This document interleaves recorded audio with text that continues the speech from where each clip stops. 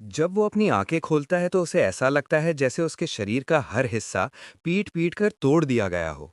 वो हिल भी नहीं पा रहा और एक नज़र चारों तरफ घुमाने भर से समझ आ जाता है कि वो स्लम्स के एक गरीब कमरे में पड़ा हुआ है। उसकी बहन उसके पास बैठी हुई है, लेकिन उसकी हालत कुछ ठीक नहीं लग रही। उसे याद आता है कि कैसे दोनों को एक गुट के गुंडों ने बुरी तरह पीटा था और कैसे उसकी बहन ने उसे ढक लिया था और सारी मार खुद झेल ली ताकि वो बच जाए। उसके बाद वो कुछ दिनों तक उसकी देखभाल करती रही, अपनी गंभीर चोटों को पूरी तरह इग्नोर करते हुए। लेकिन अब वही गुंडे उनके कमरे में घुस आते हैं। वो शुरू से ही उसकी बहन को लात मारते हैं। उसकी तरफ से कोई आवाज नहीं आती, वो बस जमीन पर गिर पड़ती है। पता चलता है कि वो पहले ही मर चुकी थी, लेकिन उन हरामियों को कोई फर्क नहीं पड़ता। वो बस हैरान होते हैं कि कुछ दिन पहले जो उन्होंने किया था वो काफी था उसे मार डालने के लिए। फिर भी स्लम्स में भी सब कुछ का एक दाम होता है, यहाँ तक कि एक बेजान लाश का भी। तो वो उसकी लाश को उठाकर ले जाने की कोशिश करते हैं, लेकिन टाइनी इसे बिल्कुल बर्दाश्त नहीं कर सकता। वो जितना जोर लगा सकता है कोशिश करता है हिलने की, लेकिन उसका कमजोर शरीर जवाब नहीं देता। वो बस इतना कर पाता है कि अपनी कांपती हुई हाथ को थोड़ा ऊपर उठा लेता है। तभी उसका हाथ नीली माना की चमक से जगमगा उठता है। अचानक उसे इतनी ताकत मिल जाती है कि वो हिल सकता है। वो उन हरामियों पर चिल्लाता है कि रुक जाओ और उन पर झपट पड़ता है। वो एक गुंडे को धक्का देकर पीछे भी धकेल देता है। फिर वो अपनी बहन की लाश पर मानव ढाल बन जाता है। गुंडे उसकी इस हिम्मत से गुस्से में आग बबूला हो जाते हैं, तो वो उसे बेरहमी से लाते मारना शुरू कर देते हैं। टाइनी सब सहता है, लेकिन उसकी लाश से 1 इंच भी नहीं हटता। आखिरकार वो लड़की की बॉडी को छोड़ने का फैसला करते हैं और वहां से चले जाते हैं। जब वो चले जाते हैं तो टाइनी अपनी हालत के बारे में सोचने लगता है। चीजें उसके पिछले जीवन से बहुत अलग हो रही हैं। उसे समझ नहीं आ रहा कि क्या हो रहा है। खासकर इसलिए क्योंकि उसे साफ याद है कि इस पॉइंट पर उसे माना यूज करने की काबिलियत नहीं होनी चाहिए थी। पता चलता है कि वो सच में रिग्रेस कर चुका है। वो पहले हैमर वाला सबसे ताकतवर योद्धा हुआ करता था। मॉन्स्टर्स ने दुनिया पर हमला कर दिया था और महाद्वीप का ज्यादातर हिस्सा तबाह हो गया था। लेकिन उसने अकेले बीस्ट लॉर्ड को हरा दिया था और घातक रूप से घायल हो गया था। तभी पास में मुश्किल से जिंदा बूढ़ा नाइट एसगार्ड ने उसे पुकारा। उसने अपना सबसे बड़ा राज बताया और टाइनी से कहा कि जितनी जल्दी हो सके पिछले समय में उसे ढूंढ ले। फिर अपनी मैजिक रिंग का इस्तेमाल करके उसने हमारे लड़के को समय में पीछे भेज दिया। और अब जैसे ही टाइनी एसगार्ड के आखिरी शब्दों को याद करता है, वो उम्मीद करता है कि इस बार वो भविष्य बदल पाएगा। जब उसे एहसास होता है कि वो सच में समय में पीछे भेजा गया है, तो टाइनी गुस्से और निराशा से तमतमाता है कि एसगार्ड उसे थोड़ा और पहले क्यों नहीं भेज सका, इतना पहले कि उसकी बहन को बचा सके। उसे समझ नहीं आता कि वो ठीक इस खास पॉइंट पर क्यों लौटा है। अगले ही पल वो खांसने लगता है और मुंह से खून निकलने लगता है। उसे समझ आता है कि उसका शरीर अभी भी बहुत नाजुक है, तो वो फैसला करता है कि अब बीते हुए दूध पर रोना बेकार है। एसगार्ड को खुद भी नहीं पता होगा कि ये टाइम ट्रैवल काम करेगा भी या नहीं। इसके बजाय टाइनी इस मौके का इस्तेमाल अपनी बहन से ठीक से अलविदा कहने के लिए करता है। उसे एसगार्ड के शब्द याद आते हैं कि उसे जल्दी से उसे ढूंढना है। टाइनी पूरी तरह तैयार है ऐसा करने के लिए, सिर्फ तब जब वो वुल्फ से बदला ले ले। वही शख्स जिसके कारण उसकी बहन की मौत हुई। पिछले जीवन में वो मुश्किल से वुल्फ का बदला ले पाया था, लेकिन इस बार वो इसे ठीक से करना चाहता है। सबसे पहले उसे अपनी बहन का ठीक ठीक अंतिम संस्कार करना है। बाद में टाइनी अपनी बहन की लाश के सामने खड़ा है, जो अब ताबूत में लेटी हुई है, और उसके अंतिम संस्कार शुरू हो रहे हैं। एरिना उसकी जैविक बहन नहीं थी, बल्कि दोनों के काले बाल और काली आंखें थी, जो इस महाद्वीप पर बहुत बुरा शगुन माना जाता था। इसी वजह से टाइनी को सब लोग ठुकराते थे। एरिना ने अपना असली भाई खो दिया था और टाइनी में उसे एक भाई मिल गया। टाइनी को अफसोस है कि उसने जो मेहरबानी की उसका बदला कभी नहीं चुकाया। पुजारी अंतिम संस्कार शुरू करता है। इसी बीच एम्मा टाइनी के गंभीर चेहरे को नोटिस करती है। उसे लगता है कि वो बदल गया है और वो इसे उस एकमात्र परिवार की मौत से जोड़ती है जो उसके पास बचा था। एम्मा को याद आता है कि कुछ दिन पहले जब वो उसके घर गई थी, तो उसने उसे अपनी बहन की लाश के ठीक बगल में खाना खाते देखा था। वो सीन उसके लिए बहुत डिस्टर्बिंग था। और हैरानी की बात यह कि उसने नोटिस किया कि टाइनी की सारी चोटें ठीक हो चुकी थीं। अगले ही पल उसने एलिना की बॉडी उठा ली। एम्मा उसके डिटैच्ड व्यवहार से फ्रीक्ड आउट हो गई। उसने उसे डांटा था, कहा था कि तू मेरी कभी नहीं सुनता जैसे एरिना की सुनता था। उसने सॉलमली थैंक यू कहा था सूप के लिए और वादा किया था कि बदला चुकाएगा। अब उसे देखकर भी एमा को नहीं पता कि उसके दिमाग में सच में क्या चल रहा था। इसी बीच टाइनी सोच रहा है कि अपनी बहन की मेहरबानी का बदला कैसे चुकाए। उसे याद आता है कि वो हमेशा उसे कॉन्फिडेंस देने की कोशिश करती थी, सिर ऊंचा रखने को कहती थी। अब वो ठान लेता है कि वो ठीक वैसा ही करेगा। सेल्फ ब्लेम में डूबने के बजाय वो मन ही मन अपनी बहन से बात करता है और कसम खाता है कि इस बार वो कोई रिग्रेट के साथ नहीं जिएगा। 1 महीना बीत चुका है। वो हफ्तों की इंटेंस ट्रेनिंग के बाद माना को जला रहा है। अब आखिरकार वक्त आ गया है वुल्फ से बदला लेने का। वो वुल्फ के अड्डे के सामने खड़ा है। अंडरलिंग्स उसे आते देखते हैं और समझते हैं कि बस एक और भिखारी आ गया है। जब वो कैजुअली पूछता है कि वुल्फ अंदर है क्या, तो वो इरिटेट हो जाते हैं। एक उनमें से उसे थप्पड़ मारने की कोशिश करता है, लेकिन टाइनी बीच हवा में उसका हाथ पकड़ लेता है, कलाई को क्रशिंग ग्रिप से जकड़ लेता है। वो उसे चैलेंज करता है, पूछता है कि क्या सच में लगता है कि वो एक बच्चे को हैंडल नहीं कर सकता। वो गुंडा दर्द से चीखता है और घुटनों पर गिर पड़ता है।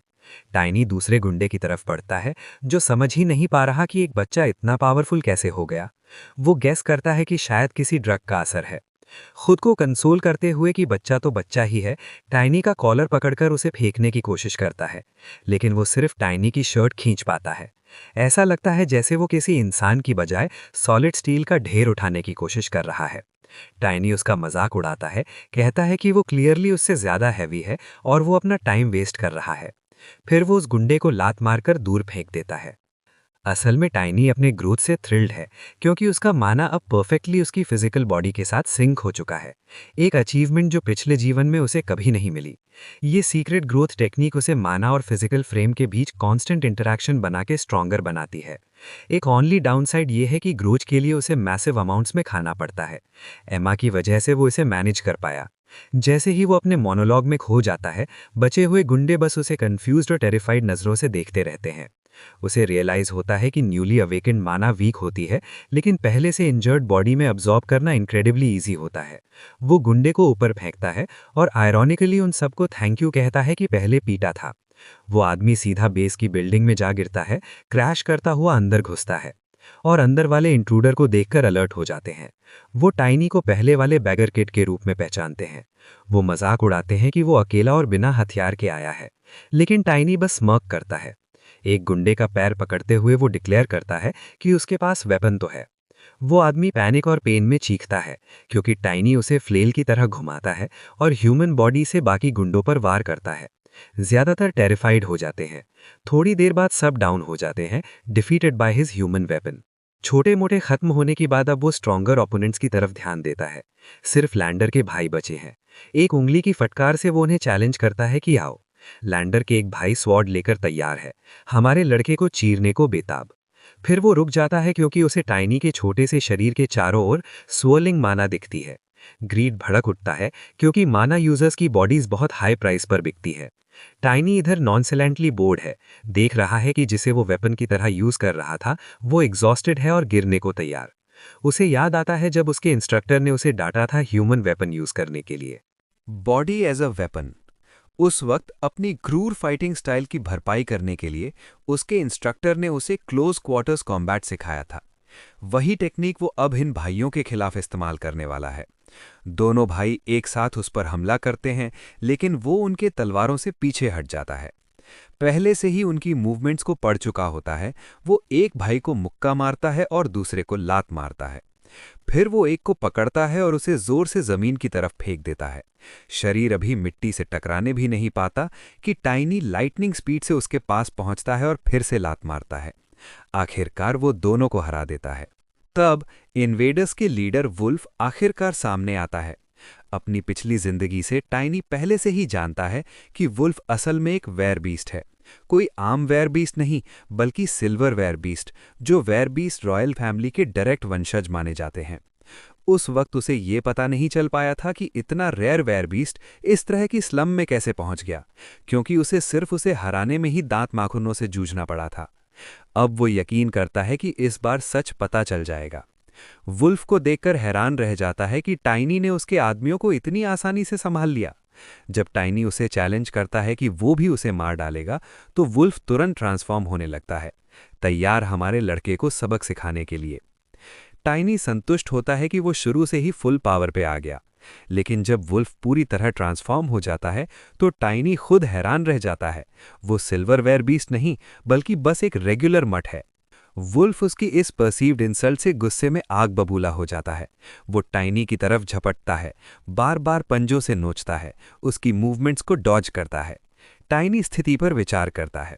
वुल्फ सच में लैंडर ब्रदर्स से तेज और मजबूत है, लेकिन वो उतना पावरफुल नहीं जितना सिल्वरवेयर बीस्ट था जिससे उसने पिछली जिंदगी में लड़ाई की थी। टाइनी वुल्फ के जबड़े को पकड़ता है, अपनी माना से उसे कुचलता है और उसे दूर फेंक देता है। एक बार उसके साथी वेयरबीस्ट ने उसे टिप दिया था कि जब ये लोग कंट्रोल खो देते हैं तो उनके साथ कैसे डील करना है। अब टाइनी वही टिप यहां अप्लाई करने वाला है। गुस्से में भरा वुल्फ फिर उसकी तरफ दौड़ता है, लेकिन टाइनी हर क्लॉ स्वाइप को डॉज कर देता है। एक ब्लाइंड स्पॉट से टाइनी उसे जोरदार लात मारता है और डिक्लेयर करता है कि उसे सजा मिलनी चाहिए। संतुष्ट होकर टाइनी तैयार है उसे मार मारकर मौत के करीब या मौत तक पहुंचा देने के लिए। वो बेरहमी से लातें और मुक्के मारता रहता है। उसे याद आता है जब उसके साथी ने कहा था कि इनसे बीस्ट को बाहर निकालो, क्योंकि वेयर बीस्ट्स ने रीजनरेशन एबिलिटी होती है जो ट्रॉमा हैंडल कर सकती है। अगले ही पल वो वुल्फ को दीवार में फेंक देता है। नतीजतन दीवार में दरार पड़ जाती है और उसमें से कुछ गिर पड़ता है। वुल्फ वापस अपनी ह्यूमन फॉर्म में ट्रांसफॉर्म हो जाता है। टाइनी नोटिस करता है कि वो होश में आ चुका है। वुल्फ कंफ्यूज होकर सोचता है कि टाइनी उसे क्यों पीट रहा है और उसका मकसद क्या है। टाइनी इस बार उसकी रीढ़ तोड़ने का इरादा रखता है। वो उसे तब तक पीटना चाहता है जब तक वो अपनी बहन से माफी न मांग ले। काम पूरा होने के बाद वो प्रार्थना करता है कि आखिरकार उसकी बहन को सुकून मिल जाए। जब वो अपनी किलिंग इंटेंट जाहिर करता है तो डर के मारे वुल्फ उससे और उसकी बहन से माफी मांगने लगता है। टाइनी डिक्लेयर करता है कि चाहे वो कितना भी उसे मारकर उसकी लाश अपनी बहन की कब्र पर चढ़ाना चाहे, लेकिन वो जानता है कि उसकी बहन वहां वुल्फ का चेहरा देखकर खुश नहीं होगी। इसलिए वो फैसला करता है कि पहले जांच करेगा। वो वुल्फ को धमकाता है कि हर अनआंसर्ड सवाल पर पिटाई होगी। तब टाइनी जमीन पर एक मोनोरो देखता है। वो उसे उठाता है क्योंकि उसे याद नहीं कि पिछली जिंदगी में ये वहां था। जैसे ही वो उसे छूता है अंदर डार्क एनर्जी महसूस करता है। अगले ही पल वो रॉक के अंदर चेनों में जकड़े हुए एक सिल्वर वेयर बीस्ट को दहाड़ते हुए देखता है। उसकी आंखें फैल जाती हैं क्योंकि वो समझ जाता है कि ये क्या है। उसे याद आता है कि उसकी एल्फ कंपेनियन ने उसे एक बार स्पिरिट बीस्ट्स दिखाए थे। ये प्राणी सैकड़ों साल तक माना जमा करते हैं और ज्यादातर रीबर्थ प्रोसेस से गुजरते हैं। स्पिरिट बीस्ट्स बेहद रेयर होते हैं और आमतौर पर सिर्फ एल्फेनहाइम में रहते हैं। उसने तब इतना तो जाना था, खासकर जब उसने उसे स्पिरिट स्टोन दिखाया था जिसमें स्पिरिट का पूरा एसेंस होता है। अब समझते हुए कि वो असल में क्या पकड़े हुए हैं, वो सोचता है कि वुल्फ ने इतनी कीमती चीज कैसे हासिल की, और ये spirit rock dark demonic energy से दागदार है। सबसे पहले टाइनी बीस्ट को बांधने वाली डार्क चेन्स तोड़ता है। जैसे ही वो करता है, बीस्ट की मेमोरीज से वो हमला हो जाता है। वो देखता है एक सिल्वर वुल्फ को शेडी फिगर्स ने घेर लिया है जो डार्क एनर्जी छोड़ रहे हैं। वो सब तरफ से हमला करते हैं। जब वो हार जाता है तो वो डार्क डैगर से उसके शरीर में छेद करते हैं और स्पिरिट स्टोन निकालते हैं।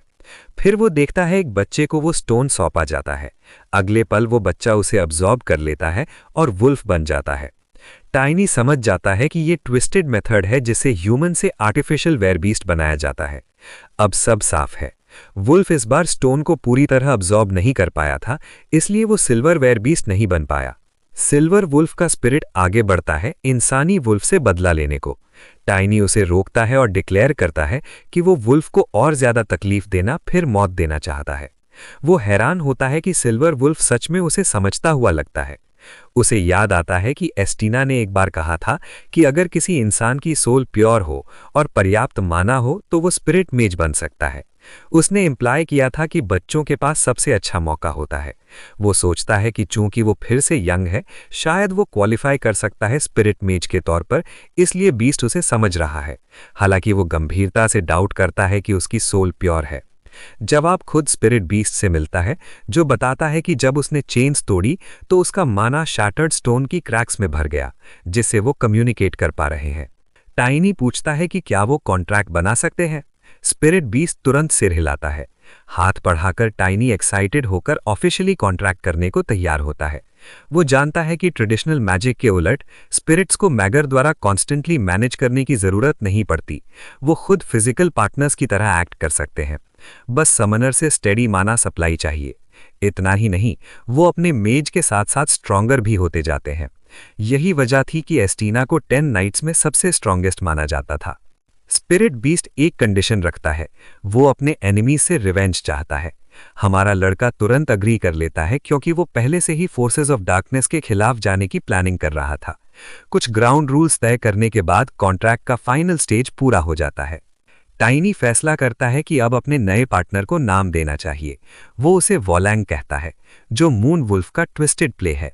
अब बड़ा सवाल ये है कि वुल्फ को शैडो से सपोर्ट करने वाले लोग कौन हैं। वो यकीन करता है कि ये लोग फोर्सेस ऑफ डार्कनेस से हैं क्योंकि उसने डार्क एनर्जी महसूस की थी। ये डीमन फॉलोअर्स हैं, फेनेटिक्स जो गॉड की जगह डीमंस की पूजा करते हैं। डीमन फॉलोअर्स बीस्ट लॉर्ड की आर्मी के आने से पहले तबाही मचा रहे थे। उस दौरान टाइनी लैबिरिंथ के अंदर था, इसलिए उनके बारे में ज्यादा नहीं जानता था। वो वुल्फ को लात मारता है और डिमांड करता है कि बताओ, क्या डीमन फॉलोअर्स ने तुम्हें स्पिरिट स्टोन दिया?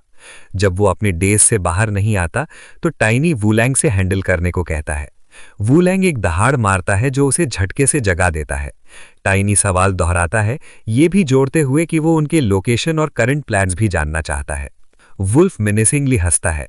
वो बताता है कि वो उनके लिए बस एक एक्सपेरिमेंट है और वो टाइनी को इसकी सजा नहीं छोड़ेंगे। जैसे ही वो उनकी पावर का जिक्र करता है, उसका सिर फट जाता है। टाइनी तुरंत समझ जाता है कि उन्होंने उस पर कोई स्पेल डाला था ताकि वो चुप रहे। उसे याद आता है कि पिछली जिंदगी में वुल्फ ने धमकी दी थी कि वो उसे हंट डाउन करेंगे। उस वक्त उसने सोचा था कि वुल्फ अपने अंडरलिंग्स की बात कर रहा है, लेकिन जब उसने उन आदमियों की जांच की थी तो उन्हें भी पता नहीं था कि वुल्फ वेयर बीस्ट है। अभी के लिए इस मामले को रेस्टिंग पर लेते हुए वो दीवार की क्रैक की तरफ देखता है, सोचते हुए कि और क्या। उसमें क्या है? वो वुल्फ की लाश को दीवार से टकराता है। उस अतिरिक्त बल से पूरी संरचना टूटकर पूरी तरह ढह जाती है और एक हिडन सेफ सामने आ जाता है। टाइनी फैसला करता है कि जब मौका मिलेगा तो ये जानकारी वो एसगार्ड को बताएगा। वो डिक्लेयर करता है कि वो अपने पुराने साथियों पर भरोसा करता है, फिर खुद को करेक्ट करता है। एसगार्ड उसका फ्यूचर कंपेनियन होने वाला है। वो सेफ खोलता है और अंदर मैसिव ट्रेजर पाता है। लेकिन उसकी दिलचस्पी सिर्फ एक चीज में है, वैलेंशिया का सील वाला रिंग। उसे उस रिंग की जरूरत है ताकि वो ईगार्ड के करीब पहुंच सके। यही वो रिंग है जो क्लोए ने उसे दिया था। उसने कहा था कि इस रिंग के साथ आकर उसे ढूंढना, वो उसकी मदद करेगी। उस वक्त उसने कहा था कि तुम पहले से ही जानते होगे कि मैं कौन हूं। टाइनी जानता है कि एज़ॉन एम्पायर में हर कोई जानता है कि वो क्लोए वॉन वैलेंशिया है। वो एसगार्ड की सबसे छोटी बेटी है, अपनी काइंड बिहेवियर के लिए वेल नोन है और वैलेंशिया की एंजल के नाम से मशहूर है। जब वो 16 साल की हुई तो वो टेरिटरी में घूमने निकली। वैलेंशिया की कस्टम थी कि जब उनके बच्चे एडल्ट हो जाते हैं तो वो टेरिटरी के हर टेम्पल में फ्लोरल ट्रिब्यूट्स चढ़ाते हैं ताकि उनका नाम मशहूर हो। तभी वो फिलिस एस्टेट के इनवाइटेड डिस्ट्रिक्ट में मिली थी, जो ड्यूक के टेरिटरी की बॉर्डर पर पड़ता है। पिछली जिंदगी में उसने इतनी देर से बदला लिया था कि रिंग क्लेम करने का समय ही नहीं मिला, इसलिए उस वक्त वो इस्तेमाल नहीं कर पाया। लेकिन इस बार वो इसका इस्तेमाल करके ईगार्ड से मीटिंग सिक्योर कर सकता है। अब उसे पता है कि एक और शख्स आने वाला है। टाइनी सही था। क्राइम सीन पर एक नाइट प्रकट होता है। नाइट ऑब्जर्व करता है कि कल्प्रिट जरूर मैना यूजर होना चाहिए। जिस तरह उसने एक आदमी को पैर से पकड़कर घुमाया था, उससे साफ लगता है। वो बिलीव नहीं कर पाता कि ये किसी बच्चे का काम हो सकता है। जब गूंस कंफर्म करते हैं तो वो उनकी बात पर यकीन नहीं करता, उन्हें ड्रग्स लेने का इल्जाम लगाता है और ऐसी कहानियां गढ़ने का ताना मारता है। फिर वो वुल्फ द्वारा लाइन में न रखे जाने की वजह से एक को लात मारता है। ये आदमी है सर राम, फिल्स एस्टेट गार्ड्स का कैप्टन, जो इस इंसिडेंट के सेटल होने के बाद वुल्फ से और भी ज्यादा पैसा ऐंठने का इरादा रखता है। लेकिन उसके प्लान्स तब इंटरप्ट होते हैं जब टाइनी स्टेयरकेस पर प्रकट होता है। राम डिमांड करता है कि क्या तुम ही इस कार्नेज के जिम्मेदार हो। टाइनी कैजुअली कन्फेस करता है और जैसे ही राम उसकी ओडेसिटी पर गुस्से से लाल हो जाता है, टाइनी पॉइंट आउट करता है कि उसने तो बस एक कॉमनर जैसे वुल्फ को पीटा है। राम जैसी स्टेटस वाले नाइट के पर्सनली अटेंड करने लायक मामला नहीं है। वो ड्राइली नोट करता है कि राम का यहाँ होना जरूर ये मतलब रखता है कि वो वुल्फ से सब्सटैंशियल हश मनी ले रहा है। ये इंसल्ट कैप्टन को ब्लाइंड रेज में ले आता है। तुरंत अपनी मैना एक्टिवेट करके स्ट्राइक करने लगता है, लेकिन उसका डिस्प्ले सिर्फ टाइनी की साइलेंट स्कॉन कमाता है। टाइनी नोटिस करता है कि कैप्टन अभी मैना यूजेज के सेकंड स्टेज तक भी नहीं पहुंचा है। राम के हिट करने से पहले टाइनी उसका हाथ थप्पड़ मारकर हटा देता है। समझ जाता है कि वो इस आदमी को फुल पावर इस्तेमाल किए बिना भी हैंडल कर सकता है। वो राम की तरफ रश करता है। नी स्ट्राइक मारने वाला होता है, लेकिन दुश्मन उसे रोक लेता है। राम उसकी पावर को एक्नॉलेज करता है। बच्चे के लिए तो बहुत है, और उसे पुश अवे कर देता है। टाइनी सिर्फ इतनी पावर डेमोन्स्ट्रेट करना चाहता है कि नेगोशिएशन हो सके। अभी वो लॉर्ड को अपना एनिमी नहीं बना सकता। वो हवा में लीप करता है और पीछे हट जाता है। राम के कमांड में कई नाइट्स हैं, इसलिए बस उसे बैक डाउन कराने का तरीका चाहिए। राम फ्रस्ट्रेटेड हो जाता है कि उसकी अटैक्स डॉज हो रही हैं। वो स्वॉर्ड निकालने वाला होता है, लेकिन अचानक रुक जाता है जब वो वुलैंग को टाइनी के पीछे खड़े देखता है। टाइनी राम के एक्सप्रेशन को ऑब्जर्व करता है। वो जानता है कि इन्वाइटर डिस्ट्रिक्ट जैसी जगह पर स्पिरिट बीस्ट देखना ऑलमोस्ट इम्पॉसिबल है। Tiny straight to the point आता है। वो जानता है कि राम को सिर्फ पेमेंट की टेंशन है, इसलिए वो ऑफर करता है कि वो वुल्फ जितना ही पैसा देगा। राम बिलीव नहीं कर पाता कि कोई बच्चा इतना अफोर्ड कर सकता है। वो अज्यूम करता है कि टाइनी कोई ओल्डर मेज है जो मैजिक से अपना ट्रू अपीयरेंस छुपा रहा है। टाइनी क्लेम करता है कि उसने डिस्ट्रिक्ट में काफी रेप्यूटेशन बना ली है। राम अपनी लक आजमाता है। कहता है कि वुल्फ ने उसे 5 प्लैटिनम कॉइन्स दिए थे। क्या टाइनी मैच कर सकता है? टाइनी बेट नहीं लेता, क्योंकि वो गेस करता है कि वुल्फ ने असल में 1 प्लैटिनम कॉइन दिया था, इसलिए वो 1.5 ऑफर करता है। राम ऑफर पर एंग्री हो जाता है।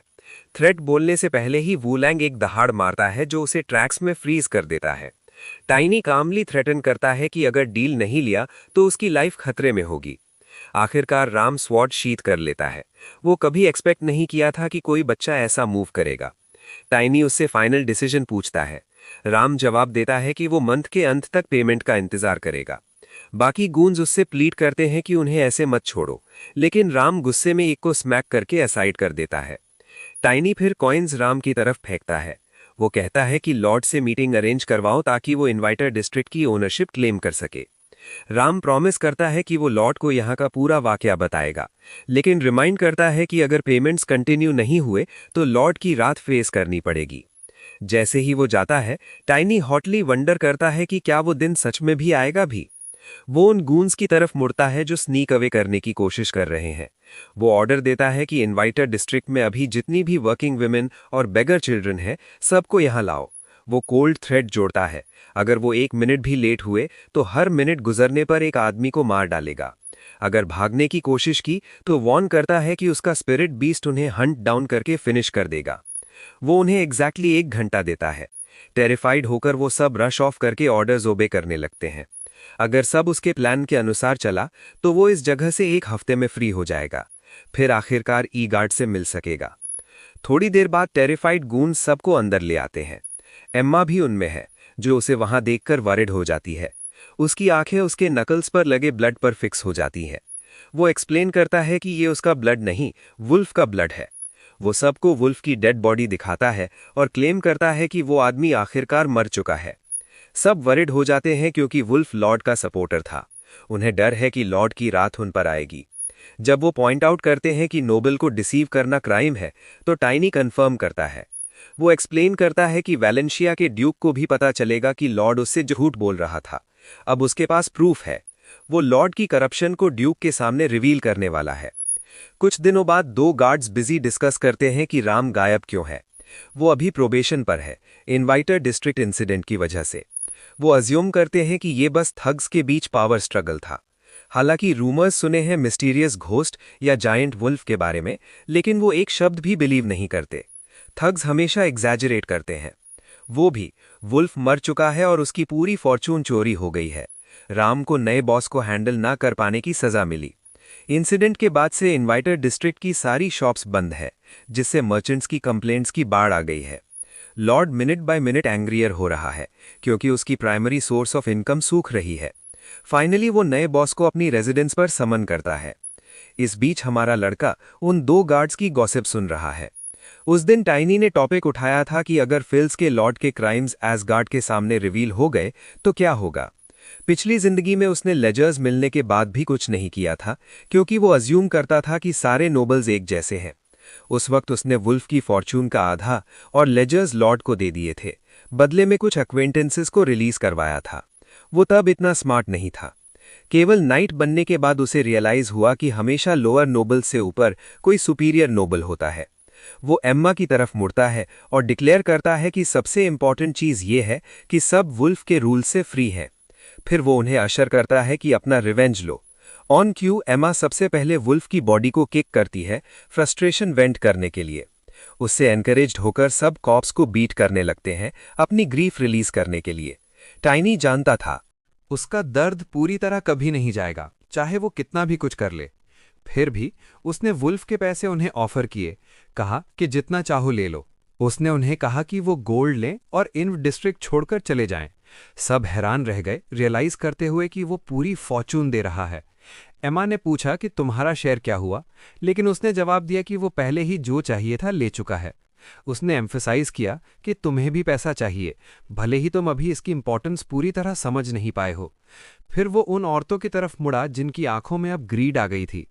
उसने उन्हें थ्रेटन किया कि अगर इस पैसे से कोई क्राइम किया या लॉर्ड के पास गए तो वूलिंग उन्हें टुकड़े टुकड़े कर देगा।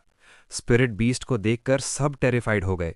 वो एमा की तरफ मुड़ा और रेकमेंड किया कि अगर तुम जाना चाहती हो तो डायान के पास जाओ। उसने सजेस्ट किया कि सब साथ ट्रैवल करें और मर्सिनरीज हायर करके एस्कॉट ले लें। जब एमा ने उसके बारे में पूछा तो उसने कहा कि उसे कहीं और जाना है। एमा पहले वरीड हुई, लेकिन वुलिंग को देखकर समझ गई कि वो फाइन रहेगा। वो डायान के पास जाने को अग्री कर गई, लेकिन उसे कहा कि अगर कभी हेल्प चाहिए तो उसे ढूंढ लेना। उसने थैंक यू कहा। उस दिन से फिलीज एंटरटेनमेंट डिस्ट्रिक्ट की सारी ऑपरेशंस परमानेंटली बंद हो गईं। प्रेजेंट में एक गार्ड नए बॉस का नाम पूछता है। ठीक उसी पल वो टाइनी को वहां खड़े देखते हैं और वो आंसर करता है कि न्यू बॉस का नाम टाइनी है। वो वॉर्न करते हैं कि कोई कॉमनर किड लॉर्ड की रेजिडेंस के पास फ्रीली नहीं घूम सकता। फिर पहला गार्ड अचानक वंडर करता है कि ये बच्चा बॉस का नाम कैसे जानता है। सिल्वर वुल्फ को समन करके टाइनी सच रिवील करता है कि इसलिए क्योंकि वो खुद बॉस है। कैसल के अंदर वो बोर हो जाता है ये देखकर कि फिर से उसकी स्मॉल बॉडी की वजह से उसे अंडर एस्टिमेट किया जा रहा है। वो क्रैन के सामने खड़ा है जो नाइट्स ऑफ फाइल्स का कमांडर है। क्रैन कमेंट करता है कि वो कितना यंग है, राहम से पहले ही उसके बारे में सुन चुका है। टाइनी टॉन्ट करता है कि गेस्ट को जज करते हुए वेट करवाना पोलाइट नहीं है। कमांडर फ्यूरियस हो जाता है और उसे अपनी प्लेस याद दिलाता है। टाइनी रिटॉर्ट करता है कि क्रैन को अपनी प्लेस पता होनी चाहिए। लॉर्ड से इन्फीरियर है, इसीलिए लॉर्ड्स गेस्ट के खिलाफ हाथ उठाने की हिम्मत नहीं करनी चाहिए। कमांडर स्नियर करता है कि टाइनी गटर की बदबू आ रही है। टाइनी बैकशॉट करता है कि क्रैन ही बदबू आ रहा है। इन्फ्यूरिएटेड होकर क्रैन सोड एंड शीथ कर लेता है। बटलर उनके बीच आ जाता है, क्रैन को रिमाइंड करता है कि लॉर्ड वेट कर रहा है। क्रैन आखिरकार अपोलोजाइज करता है और ब्लेड शीथ कर लेता है। टाइनी को वॉर्न करता है कि वर्ड्स रिस्ट्रेन करो क्योंकि लॉर्ड स्ट्रिक्ट आदमी है। टाइनी वार्निंग को सीरियसली नहीं लेता। क्रैन अभी भी फ्यूमिंग डिसाइड करता है कि जैसे ही लॉर्ड का वर्ड मिला वो इस बॉय को किल कर देगा। क्रैन फिर लॉर्ड को टाइनी के अराइवल की जानकारी देता है। लॉर्ड उन्हें अंदर आने की परमिशन देता है। डोर से गुजरते ही टाइनी लॉर्ड को देखकर शॉक्ड हो जाता है। शॉक कंसील करके वो तुरंत प्रॉपरली बो करके ग्रीट करता है, जिससे क्रैन वंडर करता है कि ये मैनर्स कहाँ से सीखे। टाइनी रिप्लाई करता है कि वो लॉर्ड को राइट वे से ग्रीट करने की प्रैक्टिस कर रहा था। दूसरी तरफ टाइनी उसे अपनी पास्ट लाइफ से रिमेंबर करता है। उस वक्त ये आदमी ओबीज एडिक्ट था। ये वर्जन शायद ड्रग्स पर हुक्ड होने से पहले का फिट वाला है। हेल्थ जो भी हो, करप्ट लॉर्ड तो है ही। लेजर को एसगार्ड के पास एविडेंस के तौर पर टायन के खिलाफ भेजने से वो श्योरली एंड हो जाएगा। बस टाइनी को उसे राइट देयर रखना है। लॉर्ड कमेंट करता है कि तुम्हारे मैनर्स मेरे लिए क्रैन से बेहतर हैं। टाइनी हम्बली एक्ट करता है जैसे स्वॉर्ड और उसके मास्टर को सेम वे नहीं ट्रीट कर सकता। फिर वो टोटल बॉम्बशेल ड्रॉप करता है। वो टायन का नाइट बनना चाहता है। टाइमन इसे इंटरप्रेट करता है कि टाइनी क्रैन को कंपेटिटर मान रहा है और उसकी एम्बिशन से इंट्रीग्ड हो जाता है। लेकिन वो सस्पेक्ट करता है कि टाइनी एक्चुअली बच्चा नहीं है, शायद ड्वार्फ या एल्फ ब्लड हो। टाइनी इंसिस्ट करता है कि वो सिर्फ 13 साल का है, जिससे क्रैन कंप्लीटली अबैक रह जाता है। टीमन उठता है और रियल टॉपिक पर आता है। इन्व डिस्ट्रिक्ट से इनकम डिस्ट्रॉय करने वाला कोई जो सच में उसका नाइट बनना चाहता है। टीमन डीड्स का आंसर डिमांड करता है। टाइनी जवाब देता है कि वो सब लॉर्ड सेक के लिए किया। टीमन रिप्लाई से स्पीचलेस रह जाता है। वो कंटिन्यू करता है कि भले ही टीमन स्मार्ट लगता हो, लेकिन रियल वर्ल्ड कैसे काम करता है शायद नहीं जानता। क्रैन तुरंत किल करने की ऑफर करता है, लेकिन टाइनी रीजनिंग क्लैरिफाई करता है। वो क्लेम करता है कि र्यूमर्स फैलने लगे थे कि वैलेंटिनो को टाइमन्स टेरिटरी में प्रोस्टिट्यूशन और ड्रग ट्रेड की भनक आ रही है। क्रैन मेंशन पर फ्लिंच कर जाता है। टाइनी खोए के कमिंग ऑफ एज विजिट का जिक्र करता है इन्व डिस्ट्रिक्ट में। कहता है कि जो लोग उसके साथ थे उनसे सुना था। वो आर्ग्यू करता है कि मैसिव प्रॉब्लम बनने से पहले ही टाइमन्स बिहाफ पर सब सॉर्ट आउट कर दिया। टाइनी इंटरनली ग्रिन करता है, ट्रूथ को सक्सेसफुली ट्विस्ट करके, जबकि टाइमन स्टोरी वेरीफाई करने की कोशिश करता है। टीमन कॉन्टेम्पलेट करता है कि क्या एगार्ड खोए के विजिट से पहले कुछ प्लान कर रहा है। क्रैन टाइनी की एक्सप्लेनेशन को डाउनप्ले करने की कोशिश करता है, लेकिन टाइमन उसे शाउट करके स्टे आउट ऑफ इट कहता है। क्रैन इमीडिएटली अपोलोजाइज करता है। आखिरकार टाइमन टाइनी के एक्शंस की प्रेस करता है, भले ही थोड़ा रफली हैंडल किया हो। टाइनी थैंक यू कहता है, लेकिन टाइमन अभी भी सस्पिशियस है। उसे पहले ही पता चल चुका है कि टाइनी के पास स्पिरिट वुल्फ है। वो डार्कली डिमांड करता है कि क्या टाइनी ने वुल्फ के स्पिरिट स्टोन से चुराया है। हमारा लड़का ये ओवरलुक कर गया था, एक्सपेक्ट नहीं किया था कि टायन को स्टोन के बारे में एक्चुअली पता है। अगले पल वुलैंग उसके पास अपीयर हो जाता है। वुल्फ की हेल्प से टाइनी वो देख पाता है जो नेकेड आई से नहीं देख सकता। टीमन के चारों तरफ स्वर्लिंग डार्क एनर्जी, मतलब वो डार्क मेज है। टाइनी जानता है कि डीमंस पावर देते हैं उनको जो सैक्रिफाइसेस प्रोवाइड करते हैं। डीमन के डबल सर्कल को देखकर उसने हंड्रेड्स ऑफ कॉप्सेस या dozens of live people offer किए होंगे। सडनली क्लिक होता है जब टाइनी रिमेंबर करता है कि गूंज ने उसकी सिस्टर की बॉडी लेने की कोशिश की थी। उन्होंने कहा था कि कॉप्सेस अच्छे पैसे में बिक रहे हैं। वो कंक्लूड करता है कि टाइमन ही इन्व में बॉडीज खरीद रहा था, मतलब वुल्फ को शुरू से डार्क मेज का बैकिंग था। वो वंडर करता है कि वुल्फ एक्चुअली कौन था। टीमन डिमांड करता है, लेकिन टाइनी डम प्ले करता है। टीमन तुरंत नाइट को सिग्नल करता है, जो स्वॉर्ड अनशीथ करके टाइनी पर अटैक करने वाला होता है। हमारा लड़का जानता है कि करंट पावर से दोनों को नहीं ले सकता, लेकिन फेमिलियर समन कर लेता है। वुलैंग पीछे अपीयर होता है और उसकी रॉड से क्रैन ट्रैक्स में फ्रीज हो जाता है, लेकिन टीमन टोटली अनफेज्ड है। वो वुल्फ को यूजलेस कर्स करता है और डिसाइड करता है कि टेस्ट सब्जेक्ट चेंज कर लेगा। ये सुनकर टाइनी गैस करता है कि शायद वो उसे एक्सपेरिमेंट्स के लिए यूज करने वाले हैं। टीमन क्रैन से किड की स्ट्रेंथ पूछता है और क्रैन आंसर करता है कि टाइनी जल्द ही सेकंड स्टेज तक पहुंच जाएगा। टीमन कमेंट करता है कि ये उसे नाइट के लेवल पर लाता है। क्रैन पॉइंट आउट करता है कि कितना जीनियस होना चाहिए जो खुद माना अवेकन कर ले, खासकर नोबल नहीं होने के बावजूद जो बर्थ से सीखते हैं। टीमन अबैक रह जाता है। क्रैन नोट करता है कि खुद माना अवेकन करना रेयर है, लेकिन टाइनी का माना रिफाइंड है और लीक नहीं हो रहा। माना सर्कल स्टेबल है, मतलब किसी ने सीक्रेट ग्रोथ टेक्निक सिखाई होगी। टीमन जानना चाहता है कि किसने सिखाई। टाइनी अंडरस्टैंड करता है कि टीमन बिलीव नहीं करेगा अगर वो क्लेम करे कि सीक्रेट ग्रोथ टेक्निक खुद क्रिएट की है। इसीलिए वो लाई करता है कि पेरेंट्स ने फिलीज आने से पहले सिखाई थी। एक्सप्लेन करता है कि बेबी से ब्रीदिंग टेक्निक सिखाई गई, बाद में रियलाइज हुआ कि कितनी इंपॉर्टेंट थी। टीमन पॉज करके प्रोसेस करता है। टाइनी जानता है कि टीमन वेरीफाई नहीं कर सकता इतने सारे रेफ्यूजीज इन डिस्ट्रिक्ट में आए क्योंकि टाइमन ने इनकम बूस्ट करने के लिए अलाउ किया था। टाइनी एक्सक्लेम करता है कि उसकी स्ट्रेंथ ही प्रूफ काफी है। सरप्राइज्ड होते हुए टीमन एक्सेप्ट करता है कि टाइनी को यकीन नहीं हुआ कि वो इतनी आसानी से बात को छोड़ देगा, और वो सही था। टाइमन अभी खत्म नहीं हुआ था। वो फैसला करता है कि अब किसी और को खुद जज करने देगा। टाइनी से कहता है, तुम यहीं रुको। फिर कमेंट करता है, तुमने वुल्फ को मारकर चीजें और कॉम्प्लिकेटेड कर दी। टाइनी सोचने लगता है, ये मिस्ट्री पर्सन कौन हो सकता है। उसकी आंखें फैल जाती हैं जब ख्याल आता है कि शायद वो उस ग्रुप का हिस्सा है जिसके बारे में वुल्फ ने उसे बताया था। चूंकि टाइमन डार्क मेज है, तो गैस करता है कि ये नया आने वाला भी वैसा ही होगा। अगर इतने पावरफुल किसी के हाथ लग गया तो नाइटमेयर सिनेरियो बन जाएगा। टाइमन उसके ख्यालों को इंटरप्ट करता है। ऑफर एक्सेप्ट करते हो? टाइनी तुरंत डिक्लेयर कर देता है, मैं लॉयल हूं। फिर पूछता है, ये आने वाला गेस्ट कोई इंपॉर्टेंट इंसान है क्या? टाइमन कंफर्म करता है और वॉर्न करता है, एक्सट्रीमली पोलाइट रहना, समझे? टाइनी अब कैलकुलेशंस करने लगता है। 3 दिन में एसगार्ड लेजर रिव्यू कर लेगा और सच पता चल जाएगा।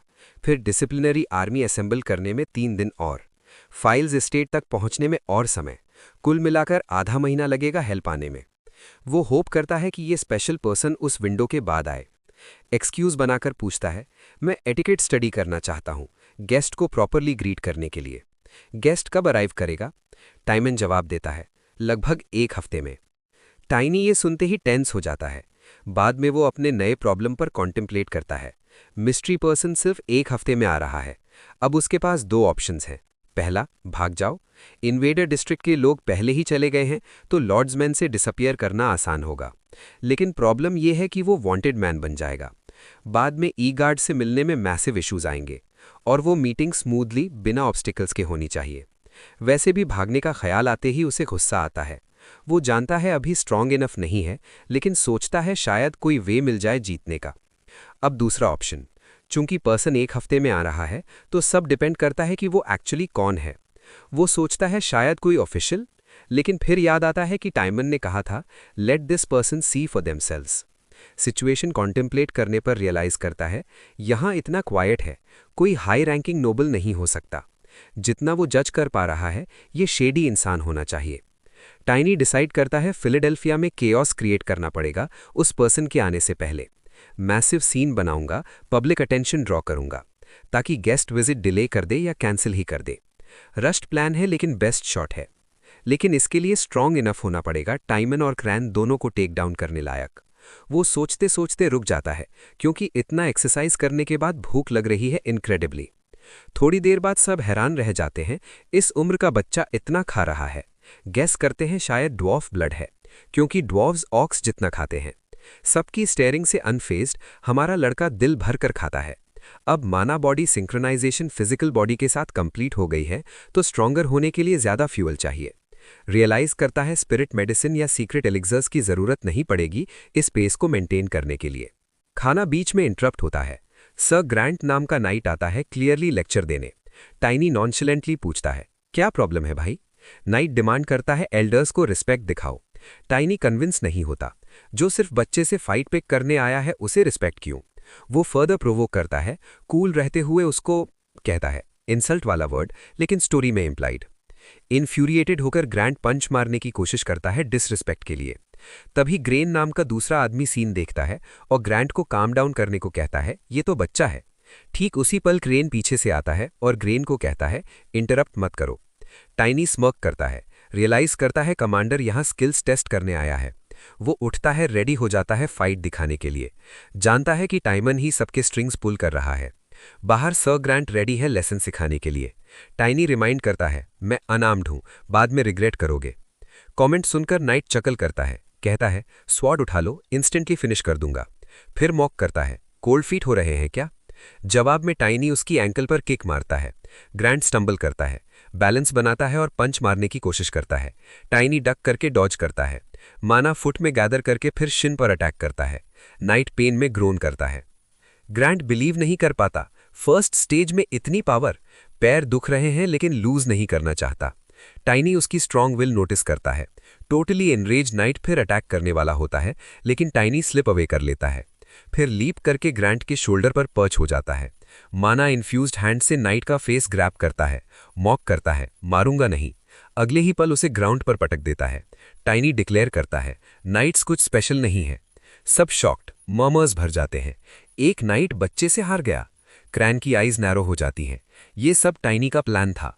फेमिलियर समन किए बिना सबके सामने नाइट को डिफीट करके प्रूव कर दिया कि वो कितना टैलेंटेड है। रेयर टैलेंट को देखकर लॉर्ड उसे किल नहीं करेगा। इस तरह प्लान सक्सीड हो सकेगा। अचानक शार्क पेन बॉडी में वो स्टंबल करता है, गिरने से रोकता है और सोचता है ओवर एक्सर्ट कर दिया क्या? फाइट में सारी माना यूज कर दी थी ग्रांट के गार्ड डाउन होने पर अटैक करने के लिए। वो लेवल्स अबव था, यही एक वे था डिफीट करने का। पिछली लाइफ में ऐसा करने पर स्ट्रगल होता था, क्योंकि माना बॉडी फिजिकल बॉडी को रिकवर करने देता था, लेकिन माना रिकवरी स्लो था। अब माना और फिजिकल बॉडी सिंक्ड है तो इशू नहीं, ट्रेनिंग भी ईजियर हो गई। वो डिटर्मिन हो जाता है बहुत स्ट्रॉन्गर बनना है। बाद में लॉर्ड के साथ मील के लिए इनवाइट होता है। पता चलता है ई गार्ड ने मूव कर दिया है। डाइनिंग टेबल पर टाइमन एडमिट करता है, मैंने तुम्हें जल्दी जज किया। टाइनी थैंक्स करता है, मेरी एबिलिटी चेक करने के बाद ट्रस्ट किया। मेड फूड सर्व करती है। टाइमन बताता है ये यंग काफ का स्टेक है, और भी कई डिशेस तैयार की है। टाइनी कमेंट करता है, सुबह सुबह मीट थोड़ा हैवी होता है। टाइमन सरप्राइज लगता है, क्योंकि वो जानता है कि इतना खाकर ही नाइट को डिफीट करने की स्ट्रेंथ मिली। टाइनी डाउन प्ले करता है, ग्रांट ने गार्ड डाउन किया था बस। टाइमन उसकी ह्यूमिलिटी की तारीफ करता है, फिर टॉपिक पर आता है। अनलकी है कि कोई अप्रोप्रिएट टीचर नहीं है तुम जैसे टैलेंट को ट्रेन करने के लिए। टाइनी कमेंट करता है, हिस्ट्री में ज्यादातर नाइट्स खुद ही स्ट्रॉन्गर बने बिना टीचर के। टाइमन इंटेंटली सुनता है, फिर कहता है, तुम ना सिर्फ हिस्ट्री जानते हो, टेबल मैनर्स में भी वेल ट्रेन्ड हो। टाइनी समझ नहीं पाता टाइमन क्या कहना चाह रहा है। उसे तो बताना नहीं कि प्रीवियस लाइफ में अडल्ट होकर सब सीखा था। टाइमन क्लियरली एज्यूम कर रहा है कि टाइनी शायद नोबल है, लेकिन ब्लैक हेयर और आइज वाले नोबल्स एम्पायर में कॉमन नहीं, न नेबरिंग एम्पायर्स में। लेकिन एक जगह है जहां पॉसिबिलिटी है। टाइनी टोटली कंफ्यूज्ड है। दूसरी तरफ टाइमन हाइप्ड हो रहा है रियलाइजेशन से। टाइनी वैल्यूएबल एसेट हो सकता है। टाइनी क्लूलेस रहता है कि टाइमन क्या बैबल कर रहा है। टाइमन मेंशन करता है उस पर्सन के बारे में जिसे उसने सब कुछ इन्फॉर्म्ड किया है। टाइनी, वो पर्सन टाइनी की प्रोग्रेस सुनकर काफी प्लीज्ड है। इधर टाइनी अभी भी क्लूलेस है। वो टाइमंड्स के फ्यूचर के बारे में सोच रहा है, कैसे वो आखिरकार ड्रग्स का एडिक्ट बन जाएगा। अभी टाइमन के पास डार्क मेज के तौर पर डबल सर्कल है। जब डीमन उसका क्लेम लेने आएगा तो उसका एड भी उसे अबैंडन नहीं करेगा। टिमन आगे बोलता है, टाइनी उस पर्सन के लिए इंपॉर्टेंट बन जाएगा। हिंट देता है कि वो काफी पावरफुल हैं। टाइनी प्रिटेंड करता है कि उसे इस अपॉर्चुनिटी का शुक्रिया है। बाद में टाइनी अपनी ट्रेनिंग इंक्रीज कर देता है। वो गैस करता है कि ये पर्सन और उनका ग्रुप काफी पावरफुल होंगे, लेकिन अभी उसकी मेजर कंसर्न है टाइमन और उसके कमांडर को डिफीट करना। टीमन 2 सर्कल मेज है और क्रैन स्टेज 2 स्किल फाइटर। शायद क्रैन टीमन से ज़्यादा पावरफुल हो, लेकिन दोनों ऑलमोस्ट सेम लेवल पर हैं, क्योंकि माना यूजर्स और मेजेस के ग्रोथ स्टेजेस सिमिलर होते हैं। पिछली लाइफ में टाइनी स्टेज 2 से ऊपर निकल चुका था। अब करंट लाइफ में उसे सिर्फ 6 दिन में करना है। 3 दिन की ट्रेनिंग से वो अपनी फ्लेक्सिबिलिटी इंक्रीज कर लेता है, वेट और पावर को कंप्रेस करके। अब एजिलिटी पिछली लाइफ से बेहतर है। बेसिक्स दोबारा सीखते हुए रियलाइज करता है कि पिछली लाइफ में कितनी मिस्टेक्स की थीं। पिछली लाइफ में ट्रेनिंग का फोकस था बिगर और मोर मस्कुलर बनना। सोचता था यही स्ट्रॉन्गर होने का तरीका है, लेकिन एक्सेसिव फिजिक प्रॉब्लम बन गया। माना बॉडी और फिजिकल बॉडी के बैलेंस को ब्रेक कर दिया, इतना लार्ज होकर। अब वो मिस्टेक रिपीट नहीं करेगा। रियलाइज कर चुका है कि बिगर होना मतलब स्ट्रॉन्गर होना नहीं। तभी पास के सोल्जर से गैस्प सुनाई देता है।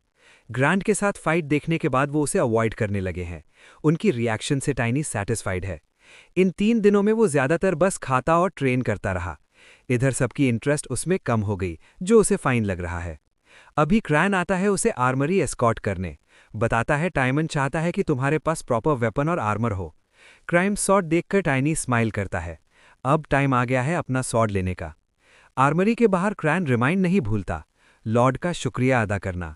अंदर टाइनी वेपन्स और आर्मर चेक करता है। आर्मर सेट्स उसके टाइनी बॉडी के लिए अनफिट हैं। वेपन्स में कोई वॉर हैमर या मेस नहीं, सब यूजलेस उसके लिए। फिर क्रैन को प्रोवोक करने के लिए टॉपिक उठाता है, शायद मुझे भी क्रैन स्वॉर्ड जैसा कुछ मिल जाए।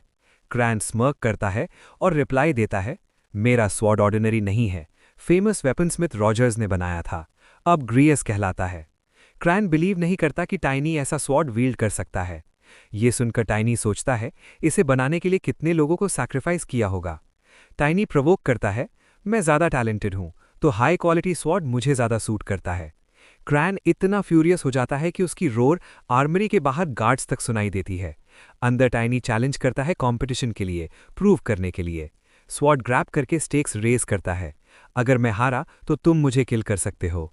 टोटली मैड होकर क्रैन स्वॉर्ड रेज कर लेता है टाइनी के खिलाफ। आर्मरी के बाहर सब सुनते हैं टाइनी की प्लीज क्रैन से कि फ्यूचर में ऐसा कुछ नहीं करूंगा। थोड़ी देर बाद बहुत इंजर्ड टाइनी बाहर आता है। सब पिटी करते हैं, अज्यूम करते हैं क्रैन ने पीट दिया। एक गार्ड विस्पर करता है, रूमर्स हैं कि क्रैन को ग्रज है टाइनी से, क्योंकि टाइनी न्यू कमांडर बनना चाहता है। मेड विस्पर करती है क्रैन ने लाइन क्रॉस कर दी, भले ही टाइनी से हेट हो। एनीवे वो उसे अकेला छोड़ देते हैं। आगे बढ़ता है तो दूसरी मेड्स भी उसे ऐसे देखती हैं। वो सेम स्टोरी बताता है, क्रैन ने किया। वो रेस्ट लेने को कहती हैं। टाइमन्स चेंबर में बटलर उसे वाइन सर्व करता है। वो सैक्रिफाइसेस के बारे में पूछता है। बटलर इन्फॉर्म करता है एवरीथिंग रेडी है। पूछता है क्या वुल्फ के मैन को फिर सैक्रिफाइस में लिया। सबऑर्डिनेट कंफर्म करता है। वो सोचता है टाइनी ने इन्वेडर डिस्ट्रॉय कर दिया। सर्विन को डिसमिस करता है और टाइनी के बारे में सोचता है। ओवरऑल बॉय के क्रू इंटेंशन ज़्यादा नहीं पता, लेकिन गुड यूज़ कर सकता है। गेस्ट आएगा तो टाइनी की ब्लड लाइन कन्फर्म हो जाएगी। प्रॉब्लम यह है, अगर सस्पेशन गलत निकला, टाइनी उस स्पेसिफिक फैमिली से नहीं है, तो सुपीरियर्स वुल्फ के साथ जो हुआ उससे हैप्पी नहीं होंगे। फिर टाइनी और वो वुल्फ का सुपरवाइजर दोनों पनिशमेंट के कगार पर होंगे, लेकिन खुद को कंसोल करता है टाइनी के बारे में जो जानता है उससे। टेबल मैनर्स से लेकर नाइट को डिफीट करने की स्ट्रेंथ तक कॉमनर में इतना नहीं होता, कितना भी टैलेंटेड हो। वो श्योर है कि टाइनी प्रेस्टीजियस फैमिली से है जिसका सस्पेक्ट कर रहा है। ब्लैक हेयर और आइज से रिमेनिंग सस्पिशन कंफर्म हो जाता है। एविडेंसेस से सैटिस्फाइड है। गेस्ट के अराइवल के बारे में सोचते हुए लेट जाता है।